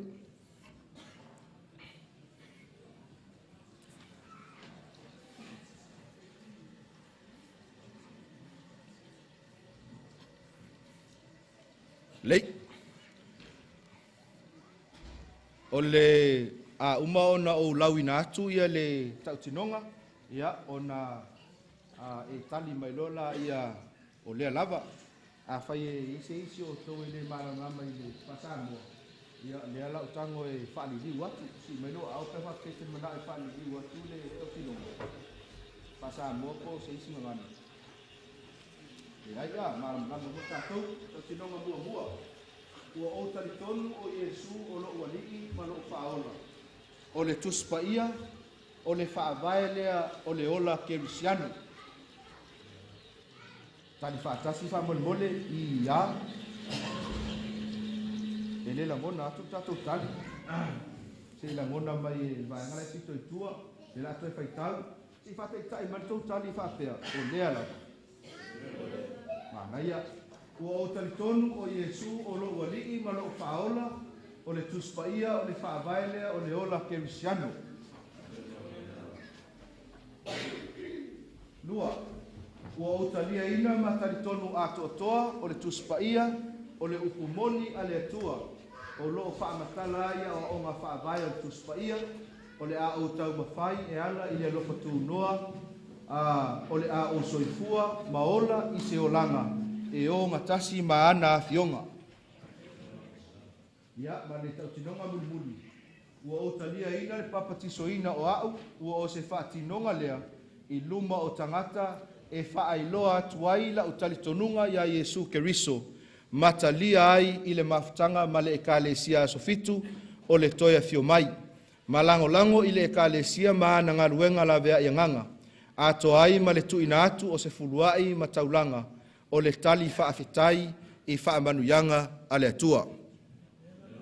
Lei whaafetai, ia, tātou alala mai lalo, oi, toe tū la itasi a whaamole mole, pemwhaia toe tū la itasi. Ia, ona liliu lea e whaasanga i le ekalesia, whaamole mole, liliu e whaasanga i le ekalesia, ia, whaamole mole se tasi o le ekalesia, ina ia whaatu mai se lafo, e talia ina ai i lātou nei, ia o tangata e kalesia sfitu o le toe fio mai, pe a umon baptisoina, leu whaatu mai, whaalua, ia whailoelo tau si a au, tā ofi, ia tō wawa ai atu tangata umana e si i latou lima. A mana o mia se tupe o iai, ia mana o mia se fsosoani, le lei, toi whaasanga mai luma, ia alala i lalo, whaaftai atu mo le tātou masenga o le au baptiso. O le ala tātou sauni mo le tātou sauninga o le baptisonga, o le ala a ngai atu i le itu lea ia le au baptiso, e sauni ma tā pena ai, ia o la atu ina atu i le sunga ia Samoa ma la tātou team, ia isi vaenga o loo iai mo i tātou o loo lumanei, ia ai mau mai pea ia le onosai, a mātou a ngai loi tua, wala ulia malwha aloalo tātou whanau, ia e o mai lunga nei, pese atu i tātou e kālesia, whaftai.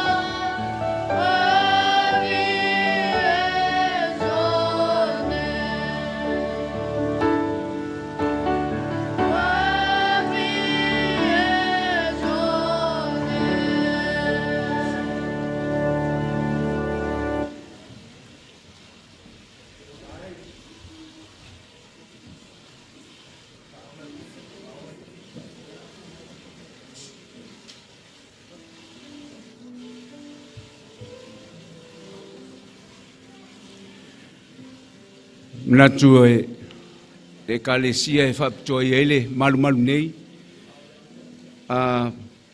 Forfolanga ia mo le anga ia tu le vai aso mua. Tanto tofio sa o le aso lulu sunga to ina ia manu. O le tanto tofio sa panti o le sunga ia tala malie. O le amatanga na o le tanto vai aso sa talo le kalesia wha mole. Ai whaiu tanto vai aso sa talo sunga le Faiaoga ia Iosefa te sesi. Morsi le fia le tanto e kalesia wha mole ia tanto ta pena iai. Au ia antia ule avanoa o te wala watu le mamalu le tanto wa fia a mai al tanto sauninga. Whaia le tanto tona i lalo le tanto le malu nei. Wala uli au tanto umalawa o tanto mafuta i tono le malu whaaftai manuia sa pati.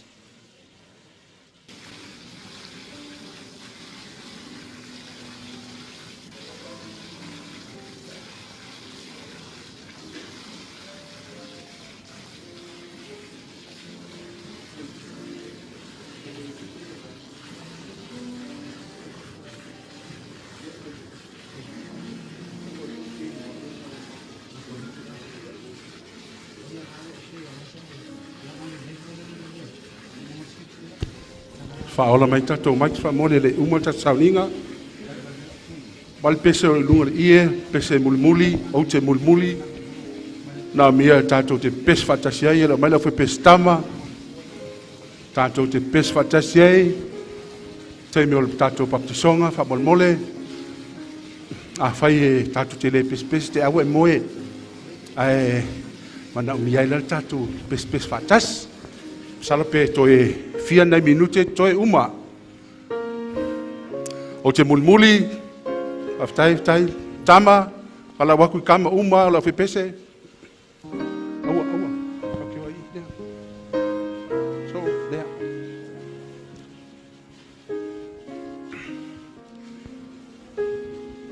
Tato pes fatasi, taslua. O te muli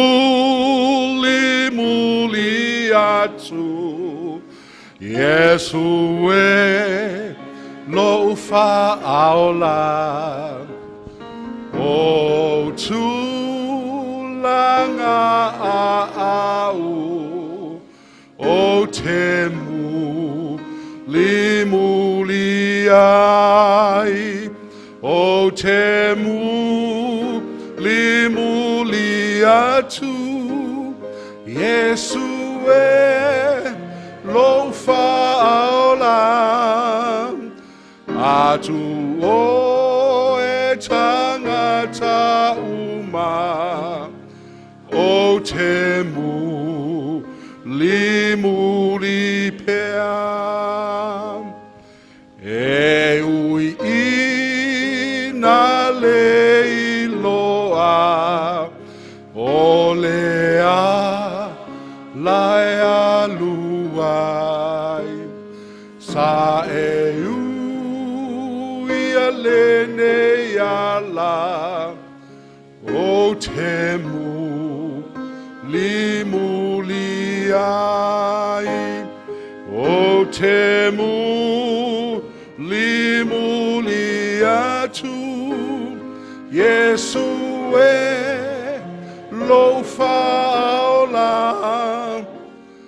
atu o tangata uma, o te muli pea.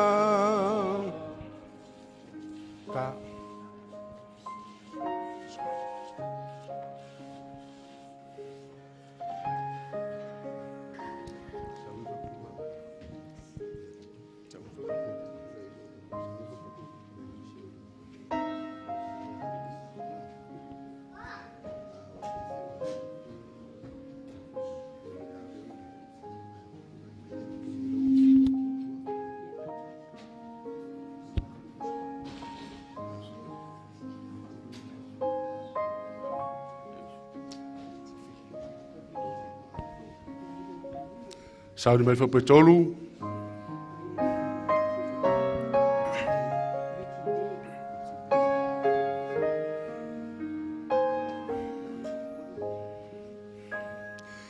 Atu tu upu mai mea tinga, maua tō fo mai. O te mana tua o tinga, lea ua o malosi ai. O te muli atu, Yesu e lo faola. Atu oi tangata uma, o te muli pea.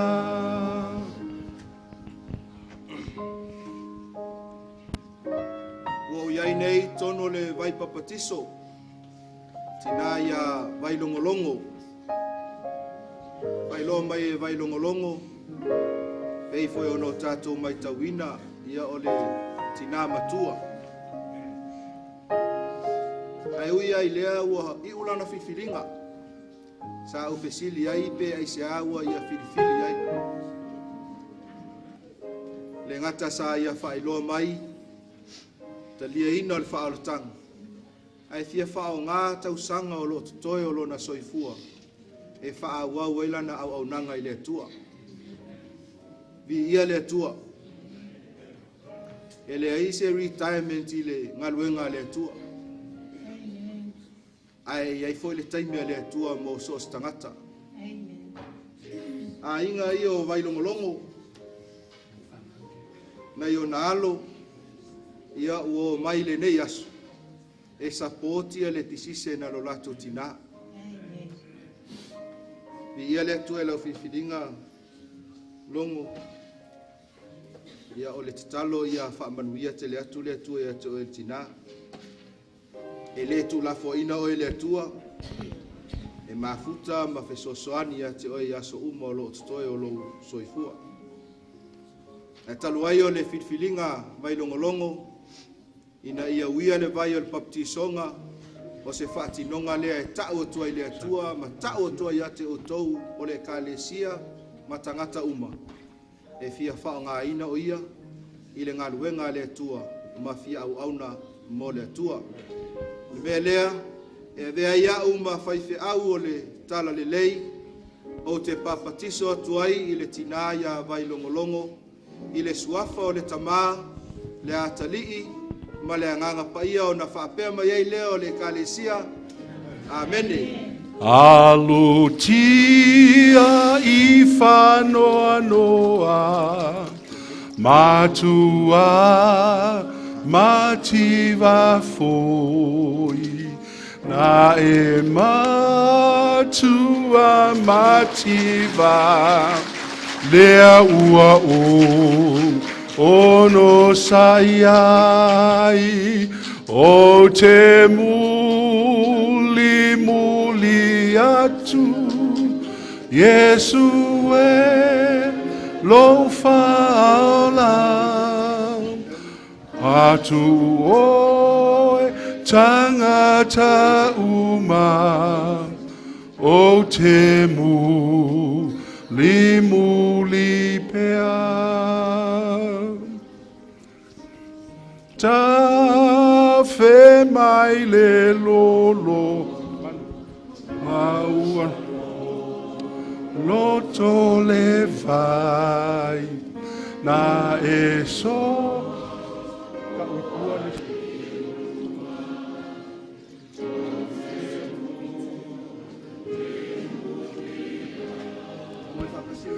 o te muli atu, Yesu e lo faala, atu oe tangata uma, o te muli pea. Se vai tato pese o te manaumia, se tui whaurunga le tato ie, tato pese fatasi, a whanga solo le sauninga o le baptisonga o te manaumia.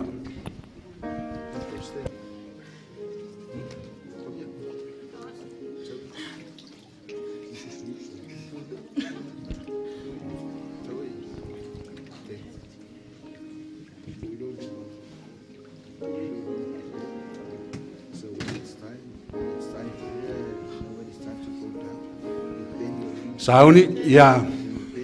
O te mana o mia, pea la ua fio.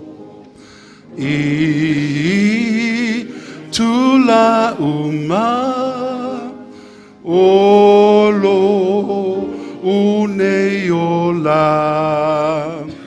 Uana naulo uloto ya te oe Yesu e sei e whaamanuia ia te au. Whaftai le onosai le kalesia. O lo mato e tonu o le vai o le papitisonga. Ia ma Rita, ma Wendy. O la u o le auso. It was last Sabbath that I called for those who wants to be baptized. And Rita and Wendy came into the room. I was surprised. And I asked Rita, why do you want to be baptized? Afe maile tali. Talia Yesu, fia whaonga ina o ia. Le ngaluenga le atua. Praise the Lord.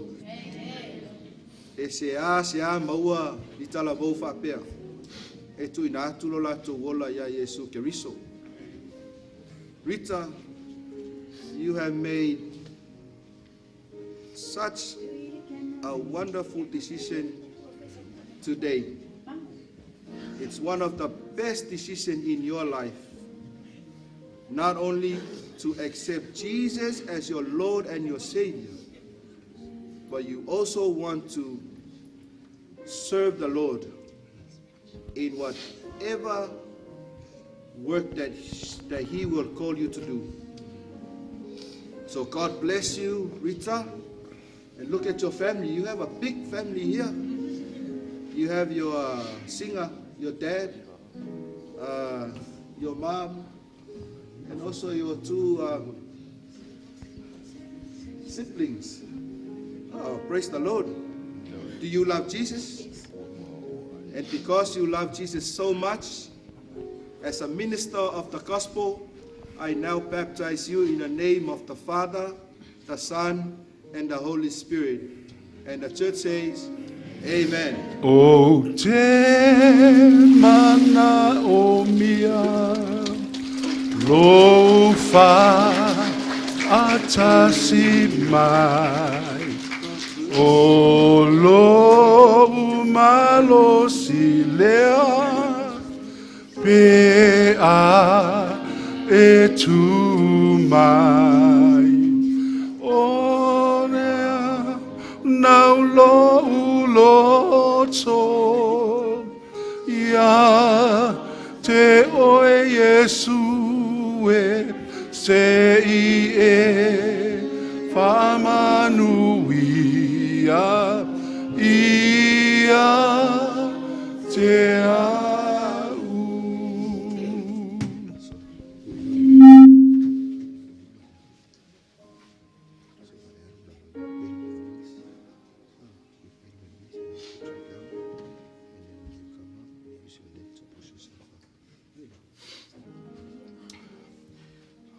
O Wendy lea, o le uso lea Rita. O Wendy o le ulumatua o le whanaua le tuala ma atua. Wa whai e Wendy le whataitainga mo isi ana siblings.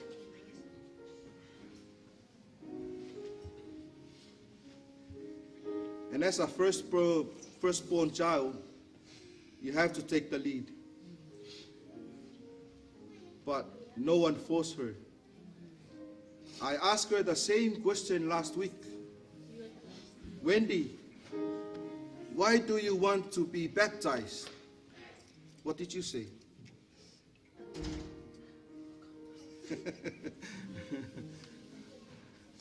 She wants to serve God.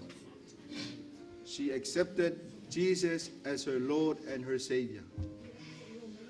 Taluai ona le filfilinga Wendy, talia Yesu e vea mo na li'i ma ona whaola, au aunanga, ma tautua le atua, i taimi o lo tutoi o lo na olanga. A vea iau o le Faiaoga o le tala le lei, o te papatiso atu ia Wendy, va fusuanga, i le suafa o le tamā, le alo, ma le anganga paia, o na whaapea mai e leo le kālesia. Amene. O te mana o mia, pea o e Yesu i ti ngā mawhia fia, ia e whaatasi ma. Uana na ulo uloto, ia te o Yesu e se i e whaamanuia, ia te au. O te mana o mia, lau wha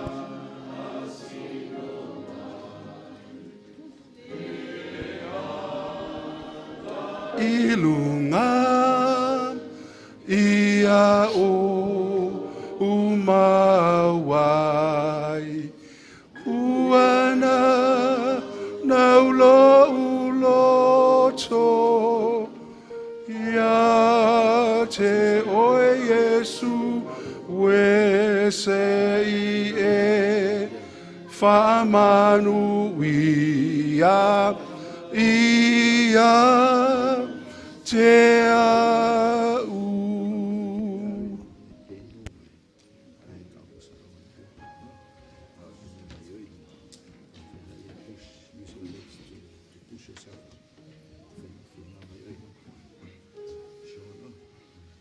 Olo i mai tonu nei o le tunga mausua vai ma le atali i a Sean. Sa ufisili fo i a Sean i le vai aso lea. Pea i se ai manatu ai e papatiso. Ia, o le tali lava lea na ia tātou talavou. E le ngata o le tali o Yesu e avea maali i ma whaola. Ai fia whaonga ina lo lato wola mo le atua malana ngā luenga. Ia i o le vai ato Sean ua matutua le au whaipesi. Ina iai nisi sui Feau e usuavi inga o le atua. Ai whawhetai le whitwhilinga a Sean. Sean, o le ulu matua. Sawa. O le ulu matua lea o le whanau a Rachel ma vai. Now you can imagine tangata ia ua filifili le asol nei. Le foi ua ia set ina ia le example. Mo isi foi ona a inga. Mai se lona tua fini. Sean, vi ia le atua i lau filinga. Upol tuspaia. Ia aua nei vai maua lalo se si lo tau le lea. A ia avea oi ma whaawau i le whatuatua. E le nei vaenga o le sauninga. Taluai ona o le filinga Sean. Ina ia whaongaina o ia i le ngaluenga le atua. Fia fo i ua ia talia ina Yesu Keriso e vea maona alii maona whaola. Wa o le Faiaoga o le tala le lei. O te papatiso atu ai a Sean i le suafo le tamā, le atalii, ma le anganga paia o na whaapea mai ai lea o le kālesia. Amene. O te tu wa tu ma lo uola ya Yesu. O te ta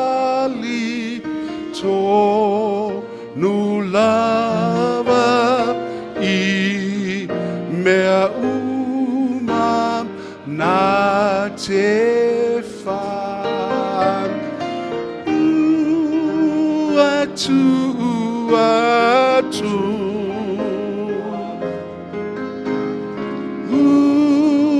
Maya Yesu o e lava lo faola o te tu mawa.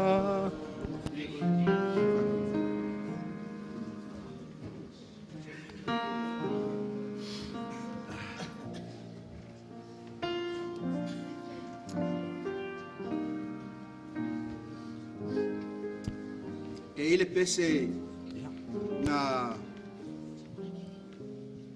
request ia Anthony e usuina mo lona baptisonga ya maori me leo le atatu falongolongo ai pa fonga fo ia tatu e kalesia ile pese le ala langi na lai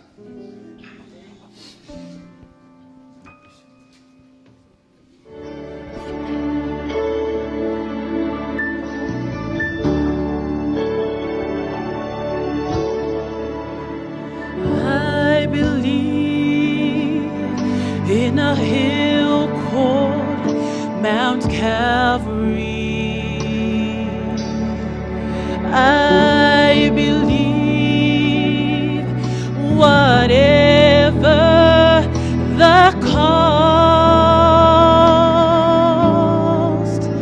and when time has surrendered and earth is no more, I'll still cling to the old rugged cross.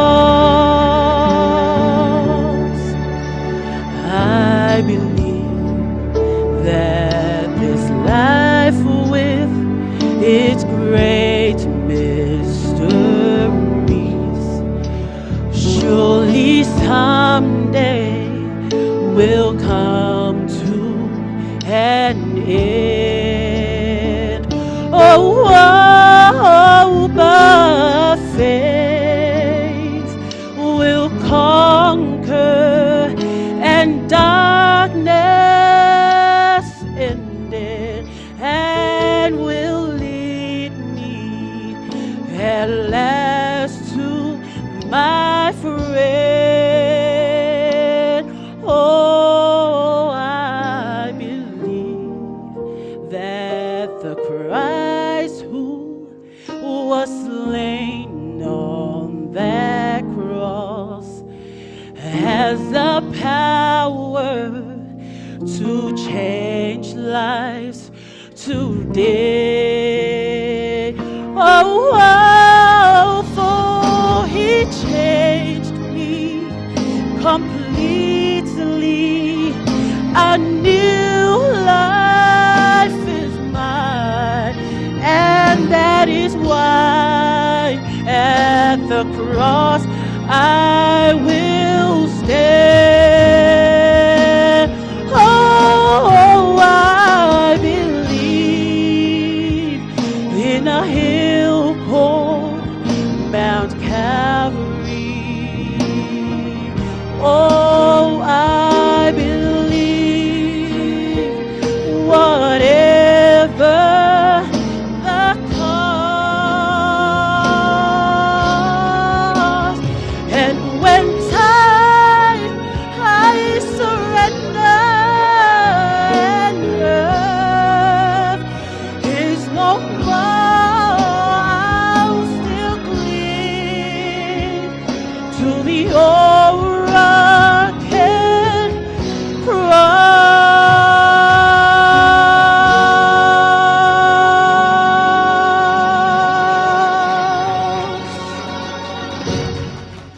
Lo mai ai tono le tunga mausua vai ma le talavau ya Anthony. Anthony sa awai mai i le tatou ekalesia i le winga o le whamtalanga sa amatai ona urufale mai le malumalu ta pua i whatasi a mata mai le tausanga lua afes fulma le iwa mai le nā taimi, e o mai le taimi le nei, o lea ua mautu le whitwhilinga Anthony. Ai moltosi la fia, o Anthony o le ulumatua lea o la tofo ia inga. Rono winga o se wha manu yanga, e le ngata mo ia o se ona ainga fo, whailoa mai Anthony, ia, wha manu ina o ia, e le ngata I sapati, o le wha asoa, I tutonu o le sona, a maise ia taimi o la unga, wha manu ina fo o ia le neipolo kalami, ua tatala ailo na silafia malona iloa, ia fionga pa ia le atua, sa usili ai, po iai se meo popole ai, ai tali tala vou, ai ma se meo popole ai. Ma e whape nata ngata e totoa loto, e fili le atua, e le ai se mea popole ai. A ua tali tonu, ma wha moe, fe so ani mai, le anganga o le atua. Anthony, ia, leo lo e sila mai tangtanga i atu. Ia o lo o tutu lai mai ia a inga, ia ai mai sei latou e lango ina lau whiwhiringa. Ia ele ngata ele itu lea, o le itu foi lea. Ia ele ngata itu ia lua. Ia tātou te leo loa atu le langi. O lo oli a ngelo le langi ono lau whiwhiringa. Taluai ona le whiwhiringa Anthony, o le whaife au o le tala le lei, o te papatiso atu ai, ia Anthony, I le suafa o le tamā, le atalii, ma le anganga paia, o na tali mai leo le kalesia. Pes vatas mai to pelua. O te tuma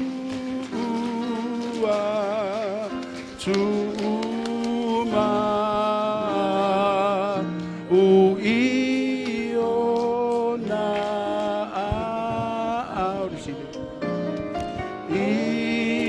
na tausi ya te au I le lalo langine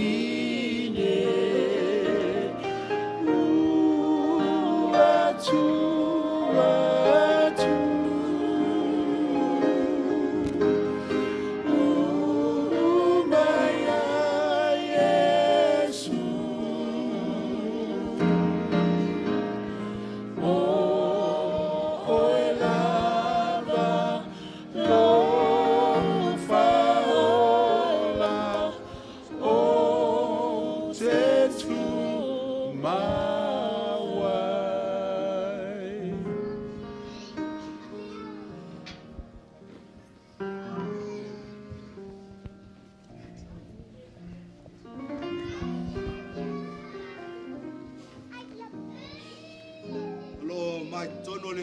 Papatiso mane talavou ia Elia.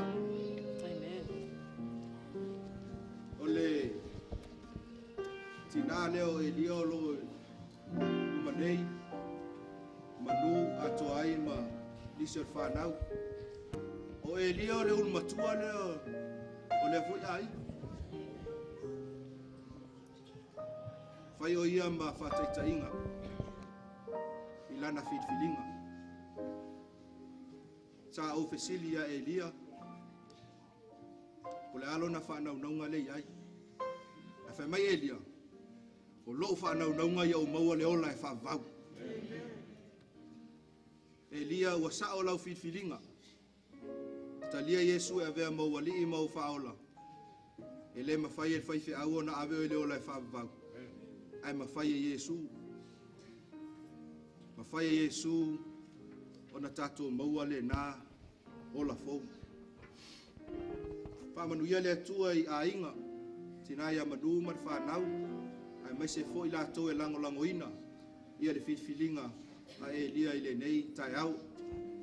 Taluai ona le whiwhilinga Elia, talia ina o Yesu, e male uia le vai o le baptisonga, o au o le whaife au o le tala le lei, o te papatiso ina atuai a Elia, I le suafa o le tamā, le atalii, ma le anganga paia, o na whapea mai ei leo le kalesia. Amene. O te tu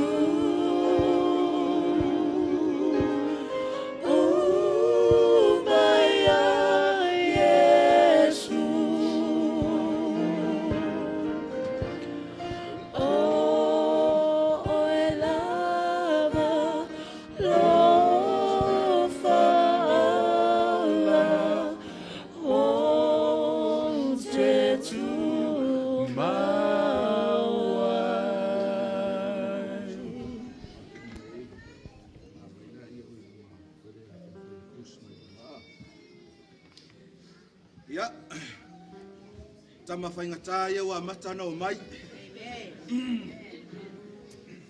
O lo mai tonu nei o le vai papatiso. Ma le talavou ia tau Ugapo.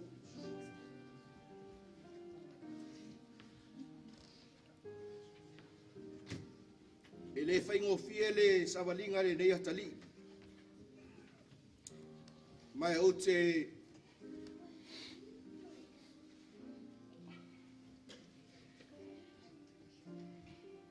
talo i le atua.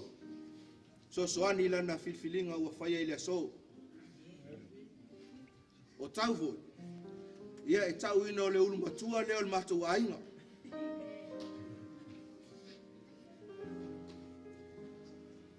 A le ua whaio ia ma whaataitainga le lei. Tau a e tangtanga i atu. Tatou a inga, ai maise i lato uma, o au o, mai lato e lango lango i lau fitfilinga. E ta ua o i le atua. Ai sili ai ona lango lango i le atua, lau fitfilinga i le aso. O le mea lea, o au le whaife au o le tala le lei. O te pāpatiso i nā tuai, ia tau Ugapo, i le suafa, o le atua le tamaa, le atua le alo, ma le atua le anga paia, o na whapea mai ei leo le kalesia. Amene. O te tua uia, te oe o te iloa, le na lava, oli e pongai ma ia te o ua tu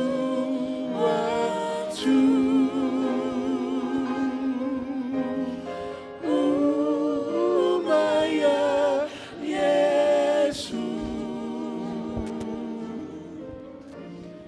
o e lava lo faula o te tu maua.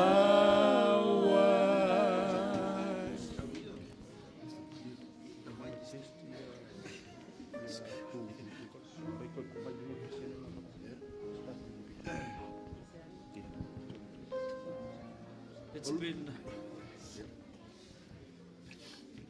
O lo mato e tono le vai baptiso ma le au nā le atua. Sunga ia pasta tūlanga. Malanga mai Christchurch. Bili mai tau, ma fai mai tau. O ia ua fia so o la maftanga ma le atua. And it's been ages, and it's been long, it's been a long time. Ai fai mai tau.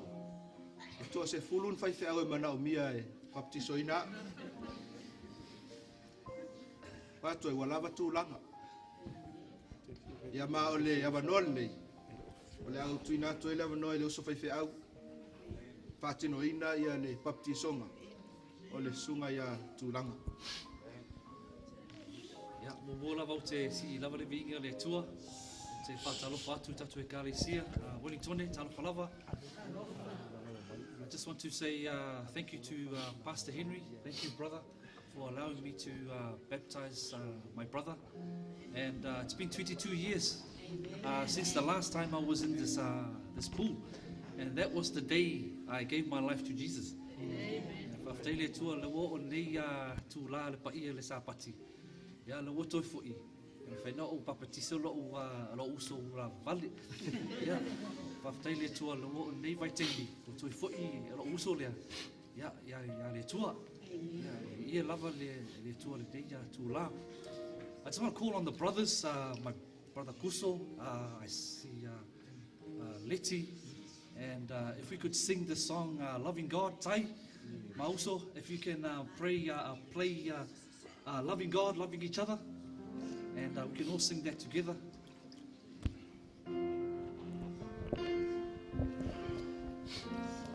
And I'll get Okuso and Leti to sing the two solos, and we will all sing the songs. Yeah. It's been a long time, brothers. Yeah. You sing the two solos, and we will sing with you guys. Loving God, loving each other.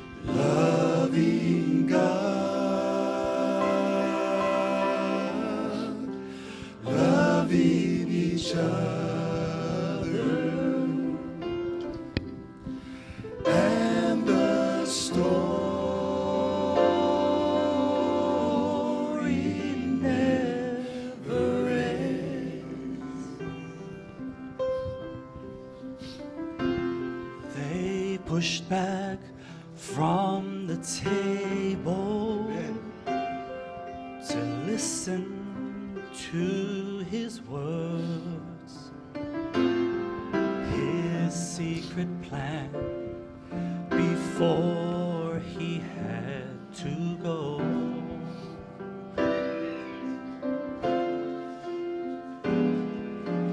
It's not complicated.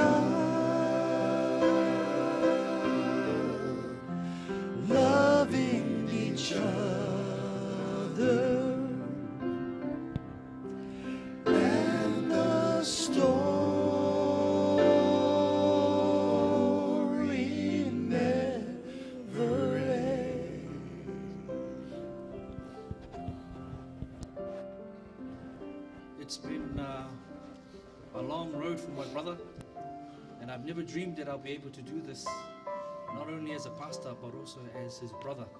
I'm very honored to be able to do this, and in our church family, Malo Lava, for your support and your help in our family, but also our brother Tau.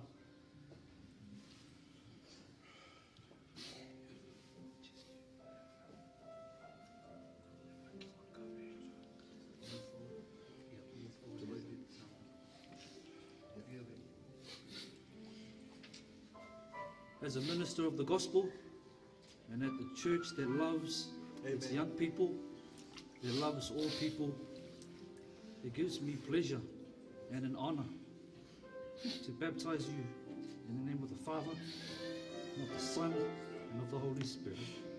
And the church say, Amen.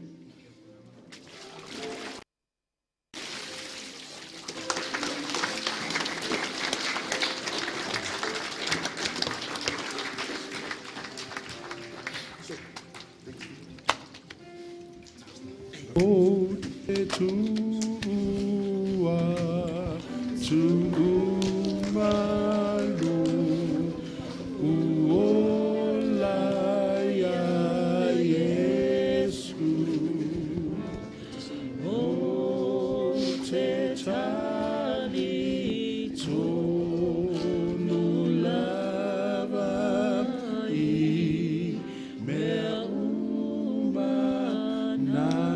fatasi.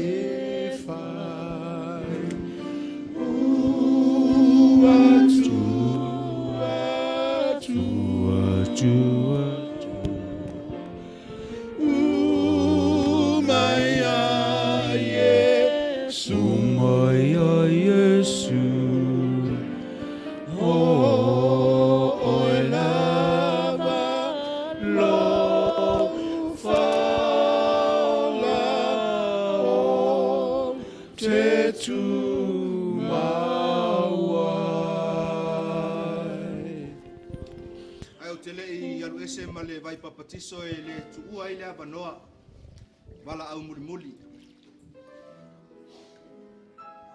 Manatu e le whatauwaa le nei sāpati. O se sāpati tātou te vivi i le tua. A whai tātou te maitauina whiwhilinga i lātou o whataunuina. A whai e iai se tasi. E iai se tasi o lo e tonu o le nei manu. Ua i ulana whiwhilinga o lo kalame o le lua vai aso taluai. E po se tasi fo i o talabou le ekalesia. Ua leva o na whinau ma le nganga o le tua. To e usu mai le tātou pese le nei. A umalo le fai upu maritani. O na whaamae anea o le tātou sauninga. E ua ne i avea lo manatu ifo e le ai sausui. Awa o le ai sui tua i. E pusa lava lava le kalesia. Ai aua nei tuua le nei avanoa. Ina ia mawhai ai o na papatiso ina oi. Nga usu maritato pesi. O te tu Waftaimo talavou nei ua mai. Uma a u i o na a i ana tau si a te a u i le la lo langi ne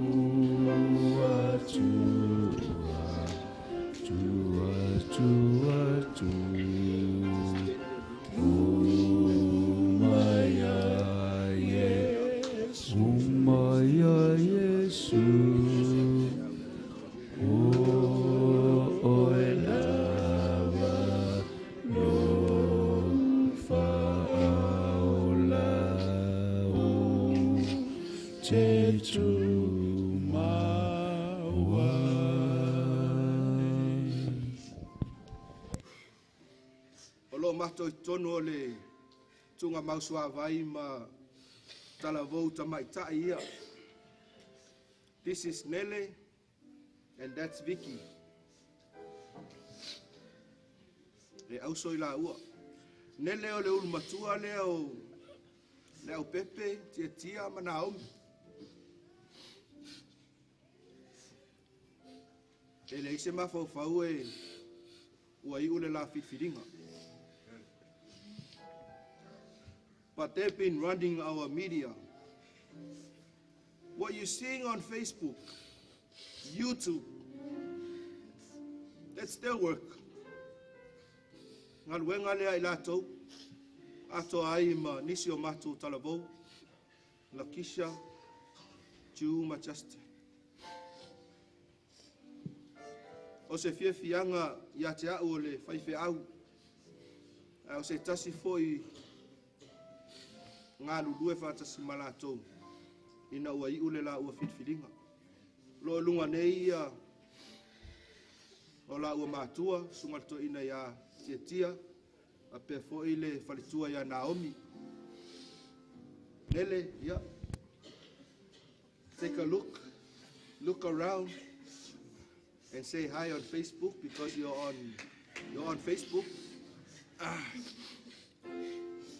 You have made a decision, a demonstration, not only in front of God, but in front of the church, in front of your friends, and probably all over the world, because this is it's been live streaming since morning. Mai fia ile nei taiao Nele,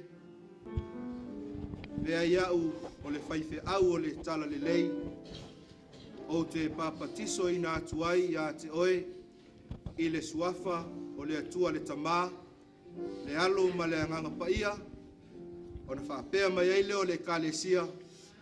Amene. Atu.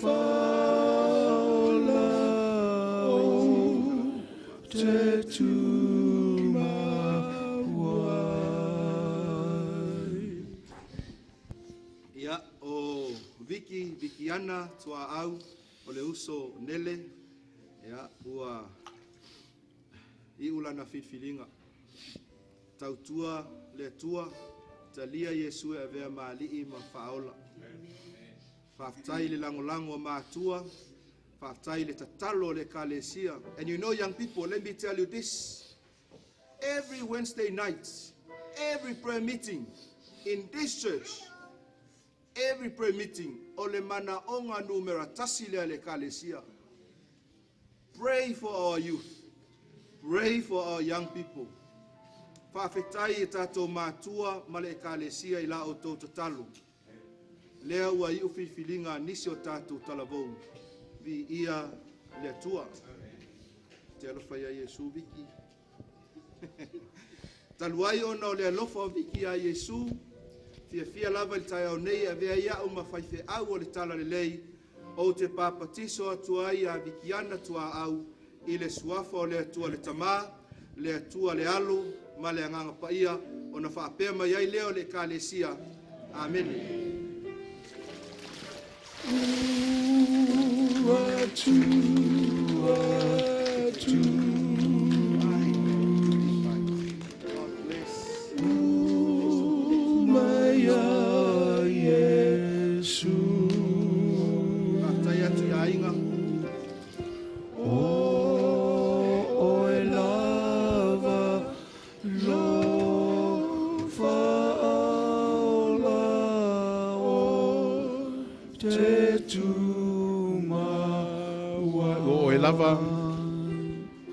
O e lava kali o e lava lo faala o te tuma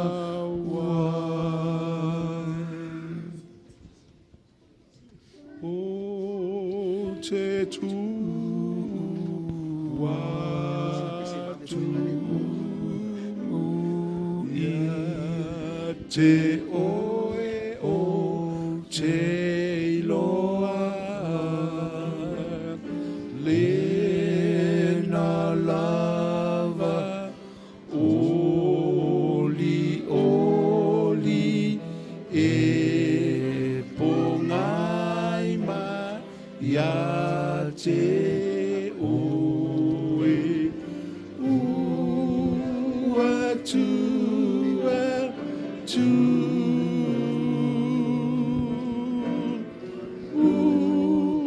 Maya Yesu o lava lo fala o te tu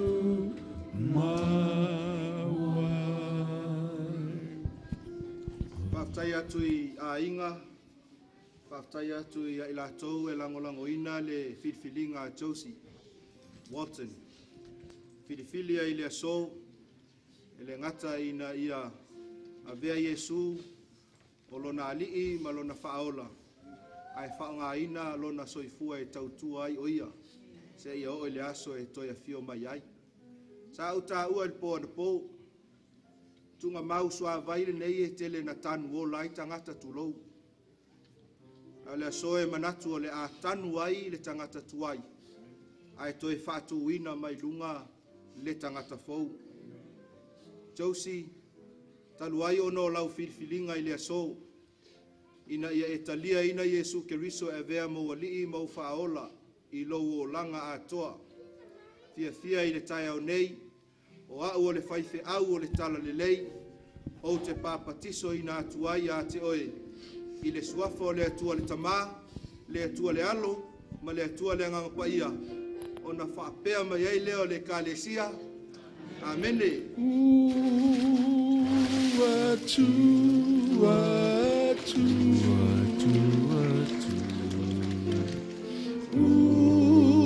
Maya Yesu, Maya Yesu. O lava lo fa'aula o te tu mawai. E iei se tasi. E iei se tasi o totoe. O loo whapena ona e iai le vanu o whilwhilinga. Toe paua leo le avanoa. Ai a whaifo i se tasi. E manao e toe so o le la maftanga ma le atua. If you want to reconnect you back to God, or if you want to prepare yourself for the next baptism, I want you to come forward. Ma whai ona e su mai manei, ia mai loa ai e sungal taitai ma le vasenga o toi ina. Ia lātou o loo manao mia, sua suenga whaatuspa ia, e tā pena ai mo le isi papatisonga.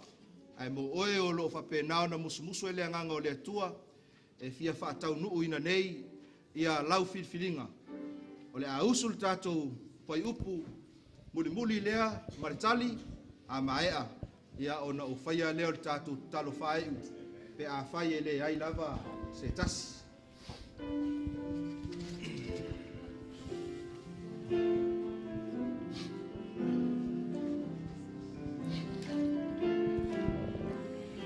O te tu atua uia, te oe te loa ai, lena lava oli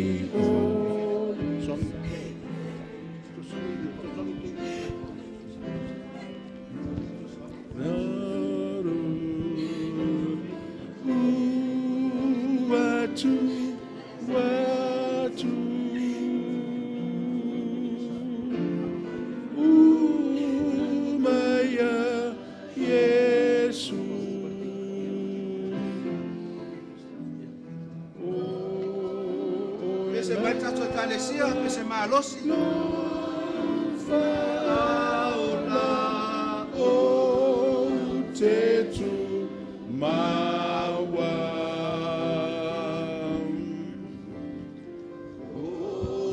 O tu wa tu ma lo uola ya Yesu.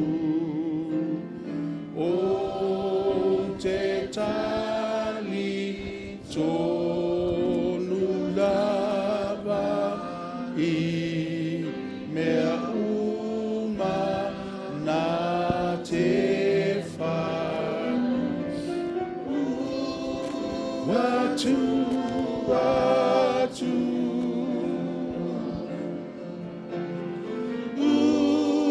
umaya Yesu.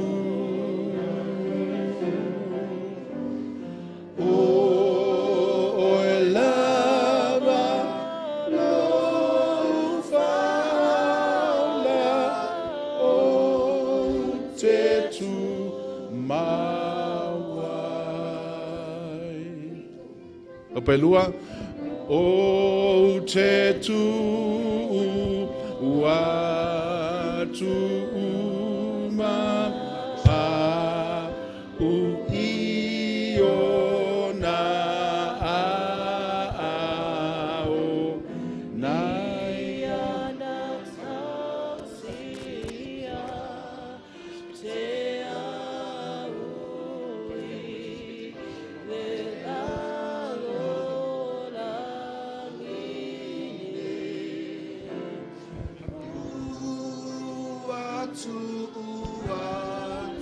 watu watu umaya Yesu.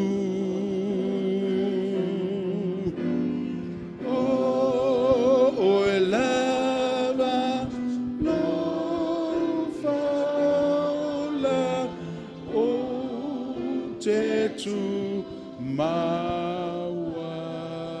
Ko saltali watu watu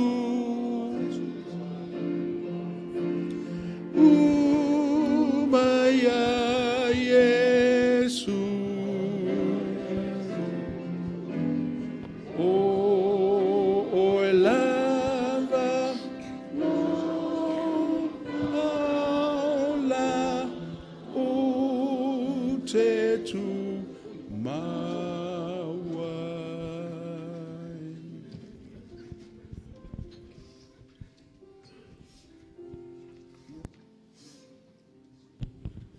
Wal pese se lau fitu suma lima,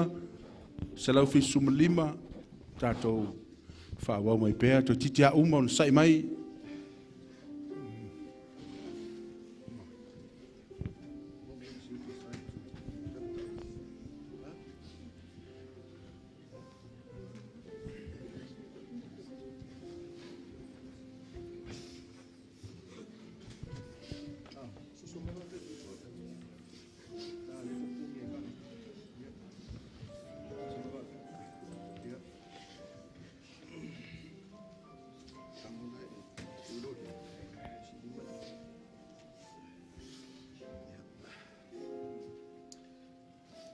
Iai tono le tunga mausua vai.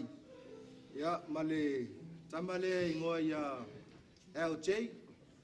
Ia e mātou te whai ngoina ia tiu. O tiu o lona ingoa sainga a.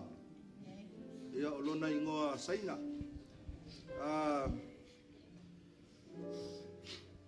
O tiu o le matua lea tua fina ia mafo e ma teisen. O tiu a o nei na whai matou whai postadi. E ese a fesili a tiu. Mulinga foi fesili al fai se au fesili a tiu. E le iei foi se manatu o le a filifili tiu. Talia Yesu e a vea mo na ali mo na faola. Tau fesili ai nei lava. Tiu, tell me one good reason why you want to be baptized. If I met you, I want to change my life. Amen. 2, you have made the right decision. Jesus can change your life. Mafaya Yesu ona suia lo olanga. Mafaya Yesu ona fesosoani le lua savalinga i le lumanai. Ao yai a inga ilunga nei. Ya mese foi ona matua. Ya yo altama leo sone, look at Sone. He's really happy that you have made that decision today. Taluai ono lau fifilinga, talia Yesu ave mo wali mo faola. O awal fai au le tala le lei. Fia ile nei tai au. O te papa tisoina oe ile suafa o le atua al tama. Le atua le alo ma le anganga paia. Ona whaapea mai ei leo le kālesia. Amene. Poa mama e o tau se ilo na maliu pua puanga pe manu maloya mi o masese ile tongi o la paia e ya Malona mana onata sawan be atato fi ya fa atu ile toto nama lingi papailua bete ai mami o falialia ilo na maliu pua puanga o maya o to fa amama ile tongi o la paia e ya Yesu malona mana onata sawan me atato fi ya fa atu ile toto nama lingi fa malo si males Feau pe fa aina na ya oto ilo nama liu pua puanga e solo ese oto vale ile tongi o la paia e ai Yesu malona mana onata sawan pe atato fi ya fa atu ile toto nama lingi.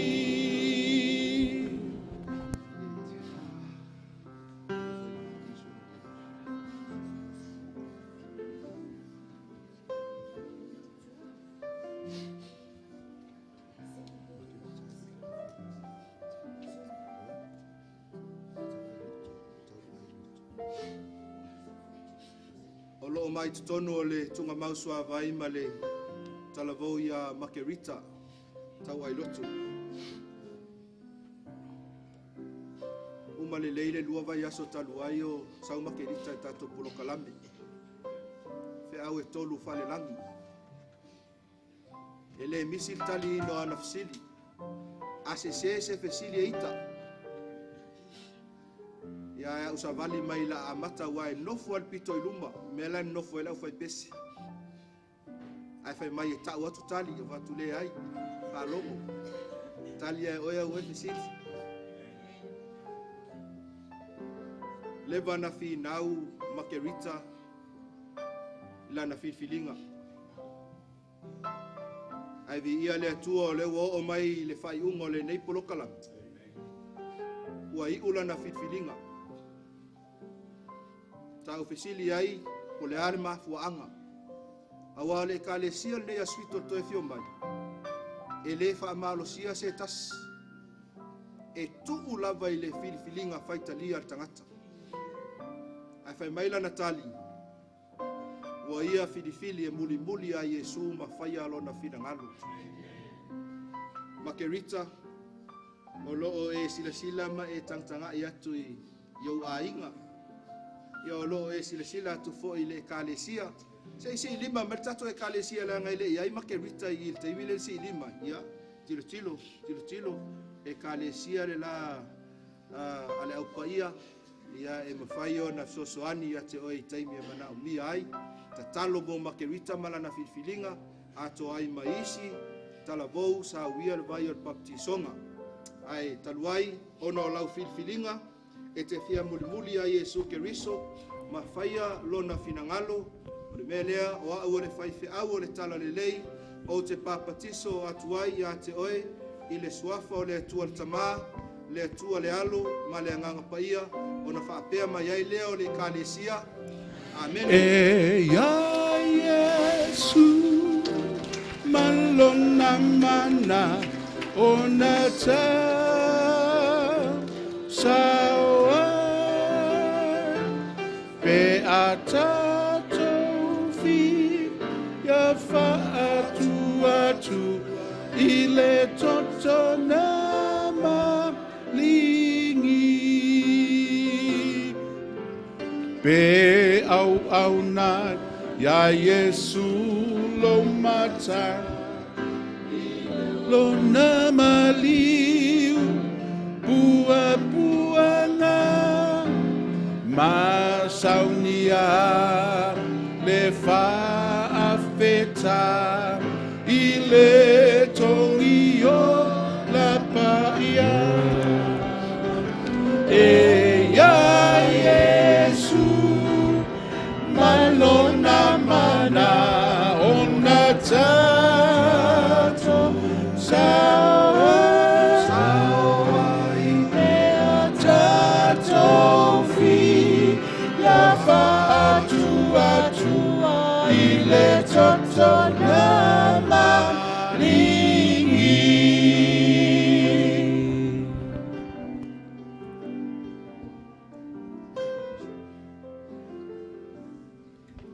Lai tato e kalesia se faisi na tu lai titi wa faisi umi o tato alala ilalo. Ia se tulai mai fa mole kiki a uma pe to tasi.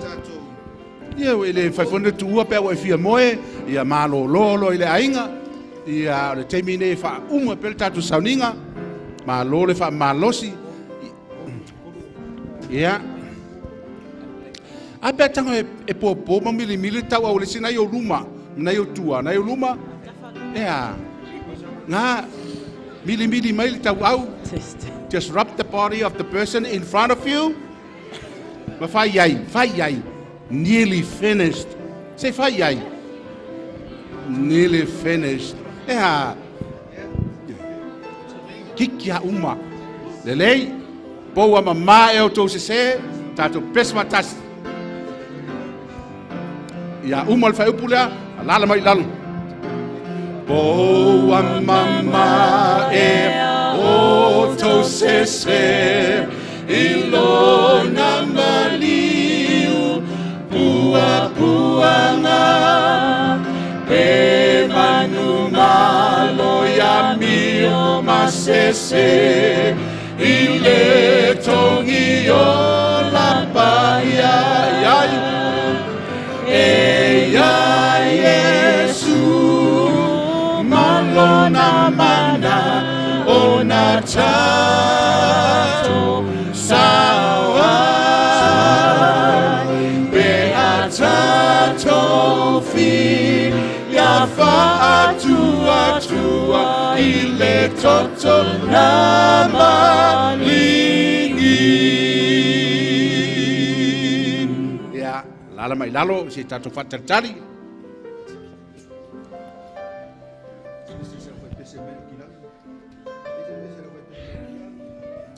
Ia sauni mai la fui pese mai o kilani.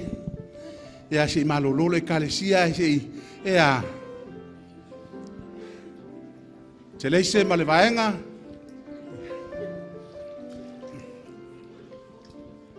ea whaftai ave mai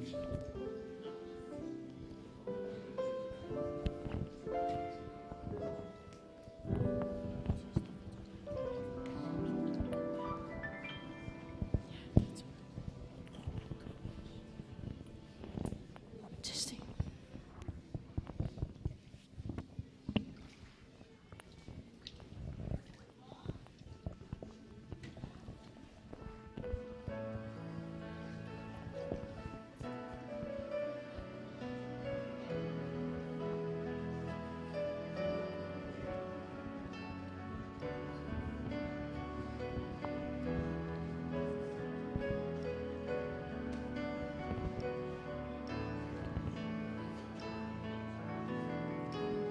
Tofo I le sua malie o le tatou ainga le ainga o le atua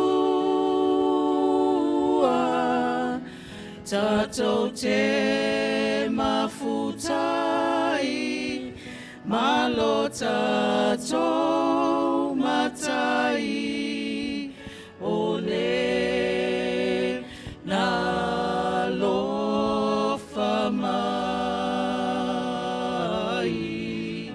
sawia ile ainga sawia ile ainga le ainga fi afia le ainga o ia saunia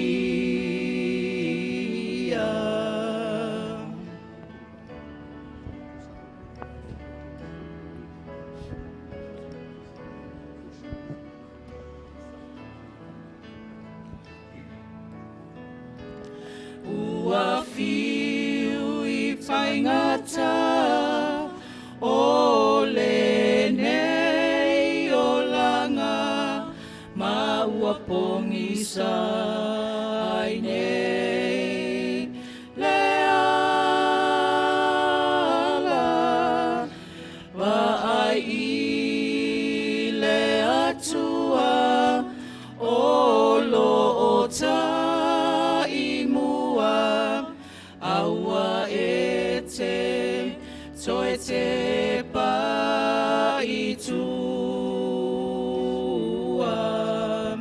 sawia I le ainga sawia I le ainga le ainga fi afia le ainga waia saunia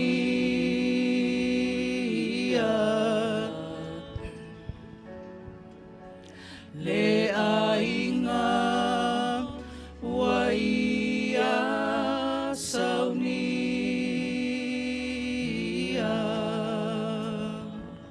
Patai le awhai pese mo le viinga o le atua.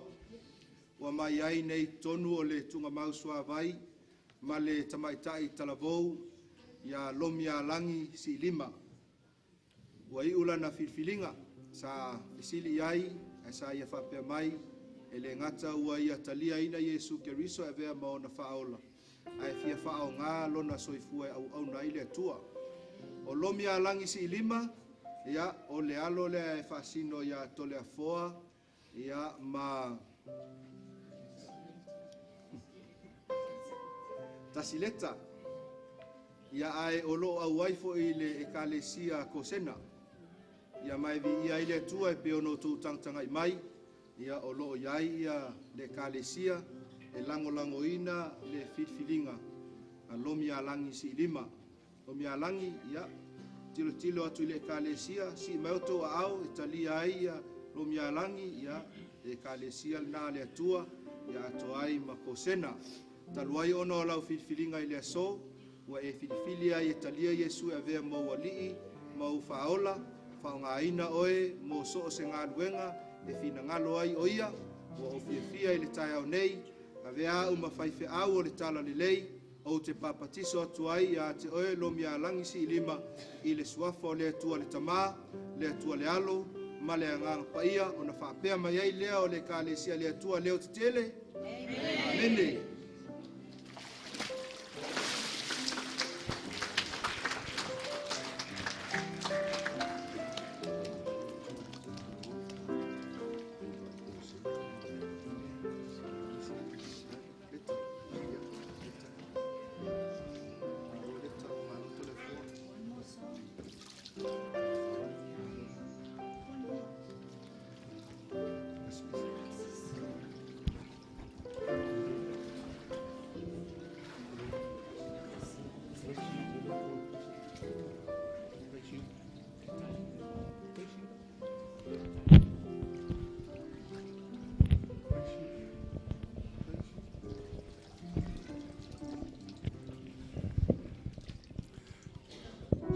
Ki kia uma lele koe papakisa foles.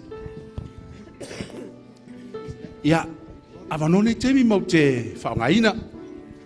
Talvo ia tai, talvo ia lai. Ia malo tamai talavo. Pese tuali, pese tāua lea. Mo tātou au, lumana e mai ia tulanga. There's no place where you're not there.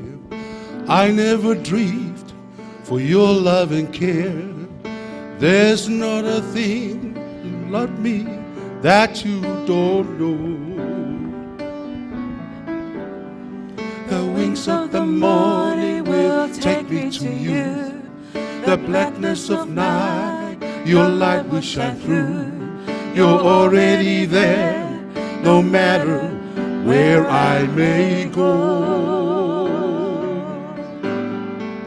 Even before I came to be, your loving eyes were looking at me. You're even closer than the very breath that I take.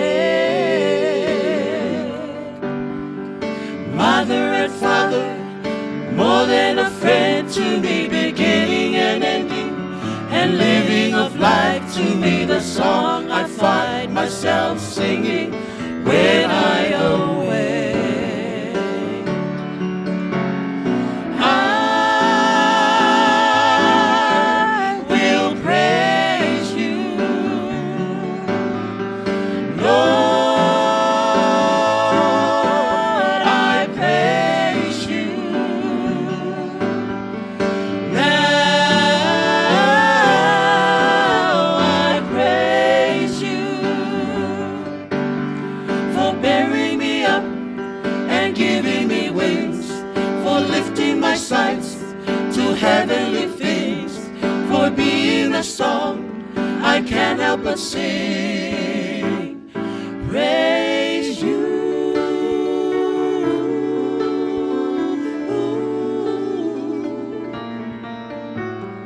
Look at me, Lord, I'm open to you. Do anything that you want to do, 'cause you know me even better than I know myself. I'll not be afraid of what you can see, 'cause you know the person's inside of me. I won't even try to hide what you know so well.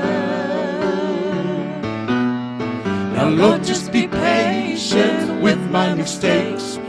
I want to be yours, whatever it takes. I've learned that life without you is no life at all.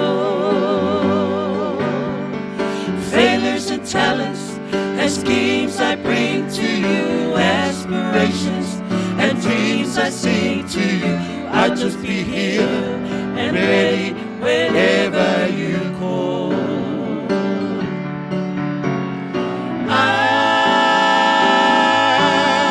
I will praise you,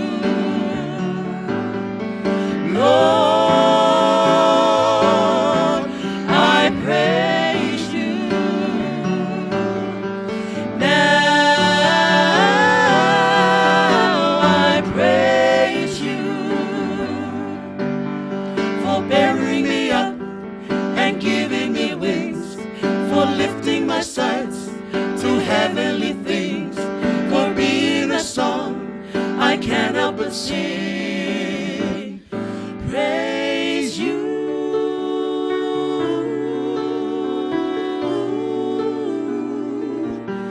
Praise you.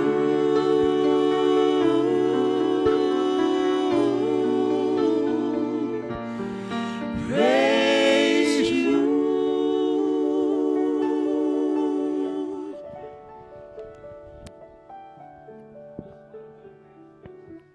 Jairus, but I think it was part of God's plan for him to make a decision.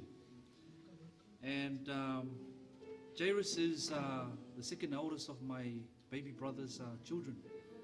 And I'm very shocked and surprised that I'm able to be here, to have the honor to baptize my nephew. And so it gives me great honor, Jairus, as your uncle, to baptize you in the name of the Father and of the Son and of the Holy Spirit. And the church community says, Amen. Praise the Lord. Amen.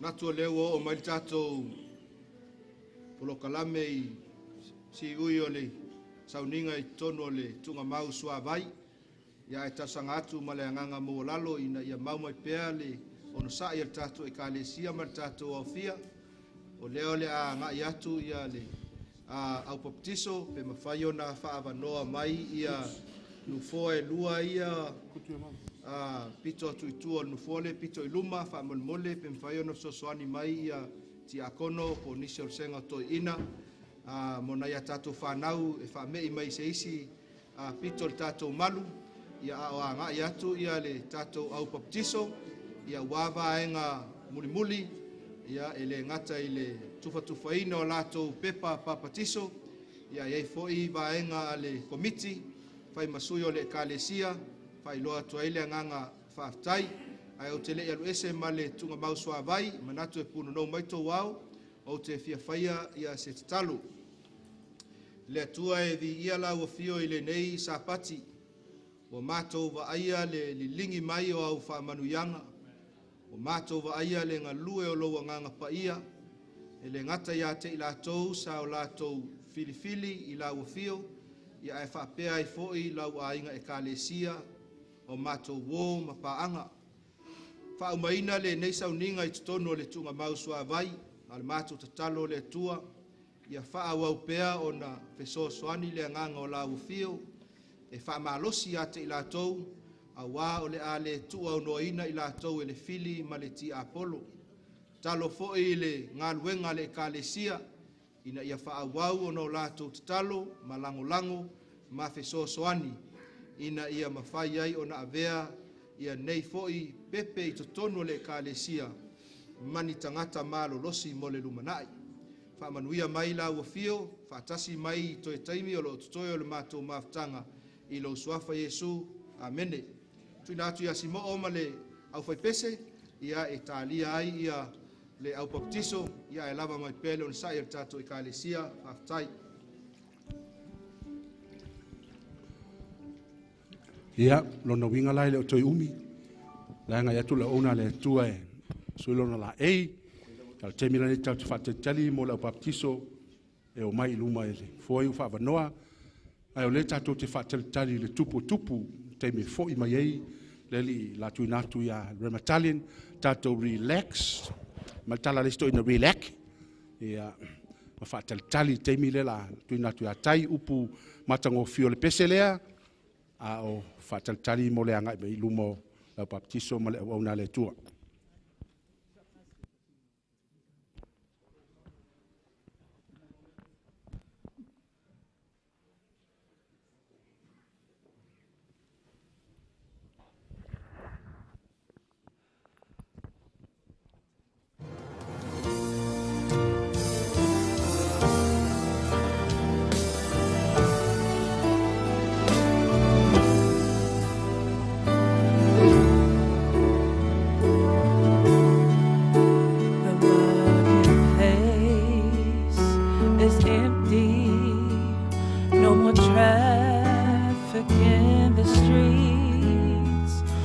The beauty's tools are silent.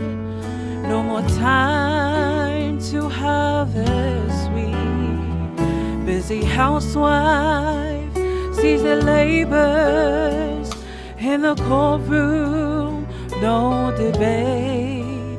Work on earth is all suspended as the king comes through the gate. The King is coming, the King is coming.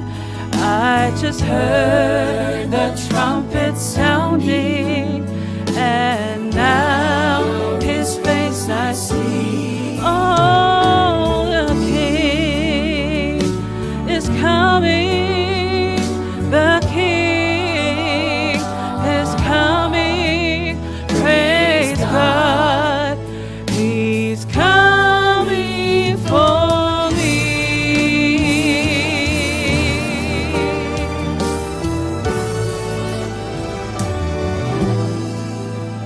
Happy faces line the hallways, those whose lives has been redeemed, broken homes that He has mended, those from prison He has freed, little children and the aged, prevalent hand stand aglow, who are crippled, broken, ruined, glad in God when white as snow. I can hear the chariots rumble, I can see the marching throng, and the flurry of God's trumpets spells the end of sin and wrong.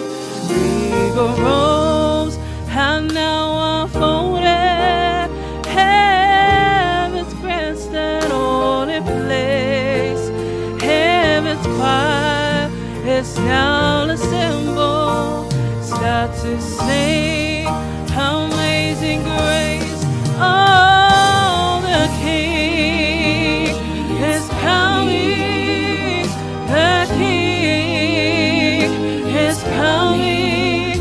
I just heard the trumpet sounding, and now His face I see. Oh, the King is coming, the King is coming. Praise God, He's coming for me. Oh,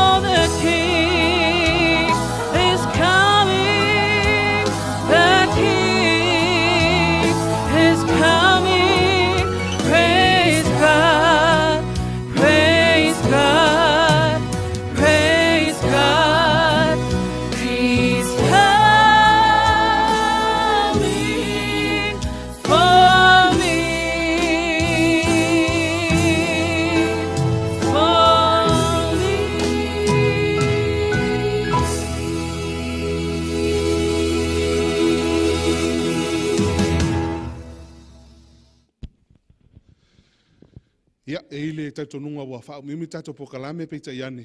Ia, te tonu foi tau te langona whatasi mai mātou. Tātou te leto e maua si sāpati whapene, amene? Tātou te leto e maua si sāpati whapene. Ia, on me lea whaftai atu i lauto on sai mai. A whaia te langona wa e mana mia se vai tau mafa, po lea lava se mea e tari ei a rolo walo tulou. O lo avanoa tātou whale lalo e te anga i atu iei, awar pole, o lo tala le avanoa e te anga i tu aipu ia whaia mana mia se fsoswani. A o whaatalia leo au nā le tua ma lau papatiso, ia, le ua whoringa mai leua sa auni lau papatiso, ia e su mai tonu, ia ma to e vaenga lava leo le tātou pokalame, ia ona wha mai i nai loa, leo le tātou wha mai mai nesa pati. A le o atu le vaenga lau papatiso, e iai ia vaenga whapitoa lava e fia tu ina atu mo i lātou, sa whaatasi mai i le pokalame nei a le kālesia le lua vai aso utuana i atu, o i lātou sa wha le misi lea pō ma lea pō le whaatasi mai, ma lea wai mai tātou sauninga, ia o se anganga fia le kālesia, fia momoli atuai le anganga whaftai, ia o le iso mai le whawhengainga e whailana vaenga munmuli ma le au paptiso. O i lātou nei sa atoa le pō e sfun ma le lua le misi se pō, ia o taupati mai nei wha moe moe, o le sunga ia vine nu folau, a whai i le sunga ia vine su mai, o te wala watu le taitai le kālesia, sunga ia manutaala, ia o ia o le atau au inatu, ia me alofane mo i lātou. Sunga ia vine nu folau, o le talavou ia Hatesa e Lia, ma le talavou ia Yuta Masua, ia o vaenga ia le misi lava se pō talu o na mata maine wha moe, e fo inisi ua paptiso ina le so, ia petai o le a watu munmuli o lātou whailonga, ia pā o te me tau au ina tuai whailonga o le paptiso.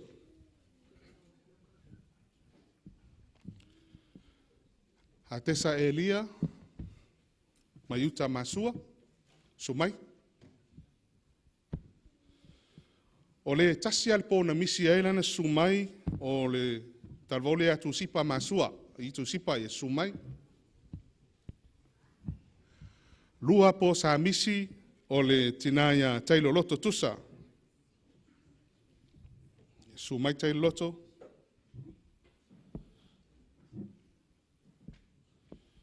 Ia iai fo i vaenga e tailua po na misi pe te ane leu paptiso ina le so. Ia lele a maua lato whailonga pe a te me mo e whailonga lau tātou paptiso. Lato e tolu po sa misi o sunga ia ta vita tusa ia ma Soi Monroe. Ta vita tusa, Soi Monroe, whaio i nei, su mai. Oh.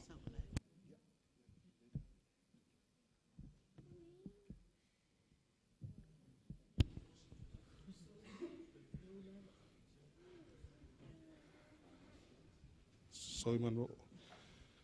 Ia, ona mai ai leo tātou whailonga ua. Lima vai komiti ia maua leo atur whasoa inisi foi. Sa tau pati mai ia berne avanoa e mole toile nganga whaftai tele. Ia i lato umalawa sa tau ti ngā, ia mataria foi le wala awa le kālisia. E le lua vai aso tona ia tu leua whaamai ina nei tai au. Ia ta tonu le lato e tuatu la foi pese, ia ona suma lo leo sunga whawhenga inga morvanga mormuli o tātou pokame.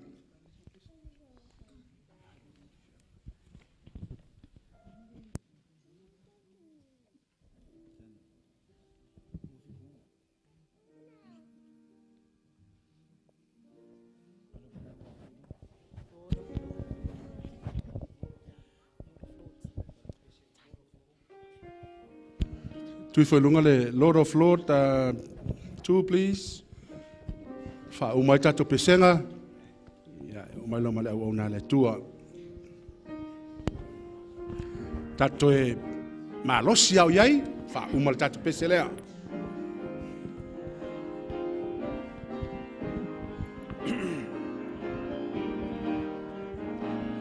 Lord of Lords, King of Kings, you are oh so worthy. All the earth and heaven sing praises to your name. Son of God, Holy One, righteous and forgiving. Lamb of God, Holy One, there is none like you. Praise the Father, praise the Son, Praise the Spirit, everyone. Praise the Kingdom glory. Praise Him for eternity. Ali'i o ali'i, tupu o tupu, e pa'i a lawa fio. O le langi ma mea uma, e vivi I lo suafa. Le alo o le atua, e te whaamangalo. Fetua o pupula, o ai e tu sama oe. Ia vi ia le tama, ia vi ia lo nalo. Ia vi ia le anganga, vi ia pea e whaavava.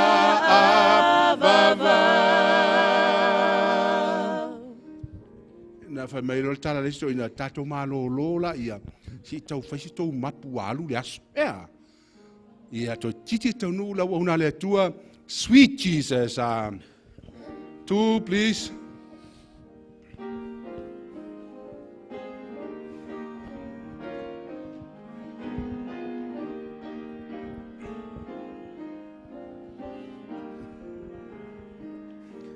Sweet Jesus, sweet Jesus, what a wonder you are. You are brighter than the morning star. You are fairer, much fairer than the lily that grows by the wayside. Precious, more precious than gold. I live for Jesus day after day. I live for Jesus, then come what may. The Holy Spirit I will obey. I live for Jesus day after day. Pa Samoa. E taua o Yesu o lo lava pupula e se lea I vetua. E taua e sili I lo le lili o le fanua e sili o e ilo auro. O lambo Yesu ia soma. O lambo Yesu ele aunoa ia usitai ile anganga. O lambo Yesu ia soma. Faftai. Ya, lewa tātou o mai lewanga mulmuli, lewa tātou mafuta ma lau baptiso, whapefo ia o nā le tua. Wala o tātou le whaiwhau ia tūlanga, sunga whengainga tūlanga, a whaiu i nei, sumai. Ia, o le sunga le whaiwhau tūlanga, ia mal sunga ia Pastor Henry, ia i la ua le a tau aoa, ia tuspasi, tuswhamau nia i la tau sa baptiso ina le so, ia atoa fo ima whailonga ua sa unia whaptoa tātou e kalisia, mo i la tau sa uia le vai o baptiso ngai le so. Ia, o swafa neo i la tau, ia lela avala watu, avala tulu swafa, ia na tula i mai lea. Tina ia wailongolongo witi me.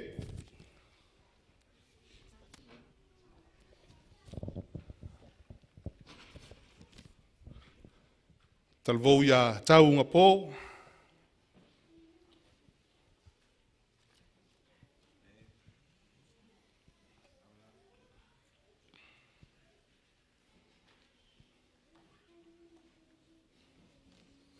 Talvou ia Sean nu le tau.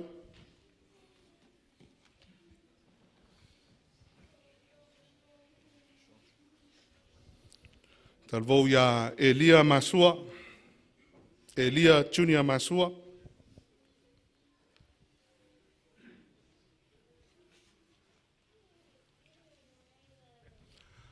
Talvou ia Anthony Saniu.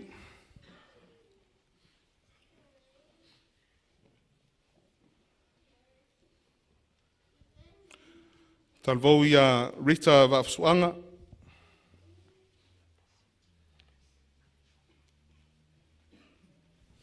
Talvou ia Wendy Vafsuanga.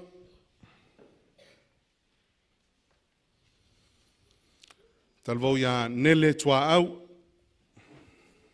Nele Jenny Tuaau.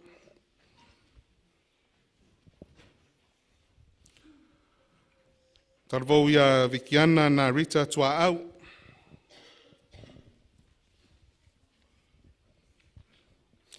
Sunga tia kono ia ngā tau, ma neia ai rupatea.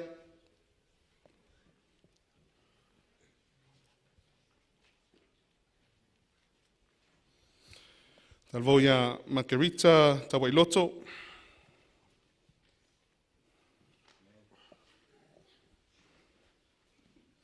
Talvou ia LJ Chen Pao.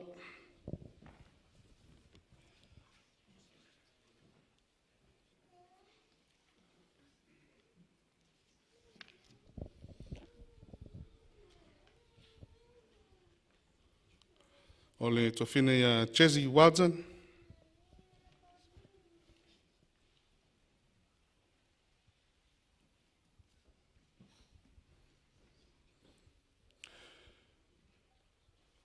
Talvou ia Lomia Langi si lima.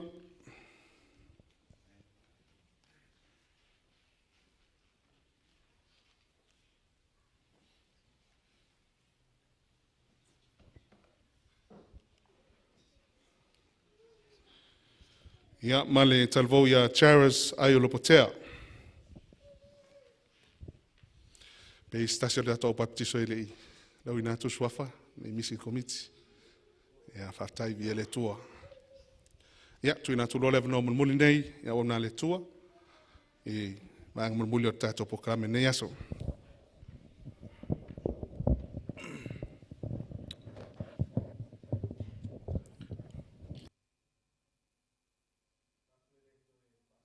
Ia se whaamatalanga, o lea ua maea atu ia vaenga e tusai ma le tātou sauninga a mata mai lava i tai au se ia o mai le nei tū lao le aso. Mai tali tono foi ua vela le fala, i ua whaaloa loa foi le tātou maftanga, i o le mea lea, na ona mātou whaatai atu le tātou e kālesia, ma le tātou au fia o tātou uso a mālo, ia mai se foi ia tātou uso a e kālesia, mai isia tātou e kālesia sofito le toe fio mai, o lo tātou mafuta i le nei sapati. Ia e sile ai ona whaatai, e latou uma sa uia le vai o le baptisonga, ia ma whaataunuina le latou filfilinga, e muli muli a Yesu Keriso o le alii ma le whaola. Whaatai atu i teitai o le ekalesia, sunga ia manu taala, ia maise ia sunga ia whaasoo ma sunga ia tetia. Whaatai atu i le komiti o le ngaluenga wha misionari, ia wal whaatautai o le nei polokalame, e manatu o lea ua au mai el tatu polokalame, o Feau e Tolu whaaleanganga, whaalelangi, ia ua whaamaya ina i le aso. Aile i whaial tatu talo whaaiu, ia manatu a maea, o le a ngai atu ia le tatu au baptiso, tua le tatu malu, ia pe mana ia fo i fafo, a wao lawa sulu la, ia tatu te whaatalofa ma whaafiloa ia te ilatou, ia matoe whaamalosi ai i le latou savalinga Feau ua amata i le aso.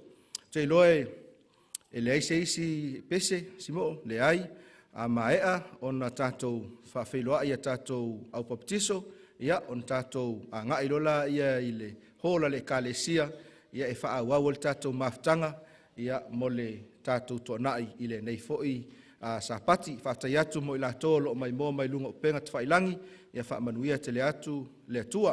Ia o te lola wala ulia mari whaaloalo le sungal whaiwhau ia tūlanga, na te saunia le tātou talo whaiu, ai wala ulia le tātou e kālesia, tātou tutulai umai lunga, ia mo le tātou te talo whaiu.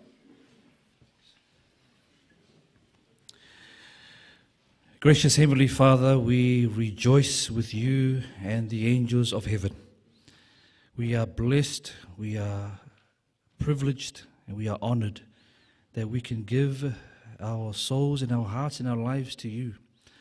Lord, your community, your people have come together to celebrate the lives and the decisions that has been made today.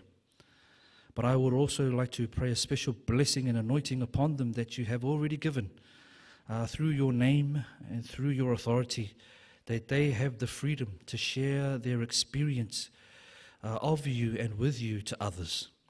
But I pray, Lord, that you will be with them during their high and low times.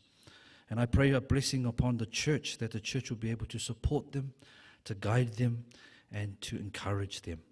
And so thank you, Lord, for Pastor and his wife and the ministry of this church, and also the friends and families who are a part of this extension of this beautiful community will continue to prepare the world for your second coming.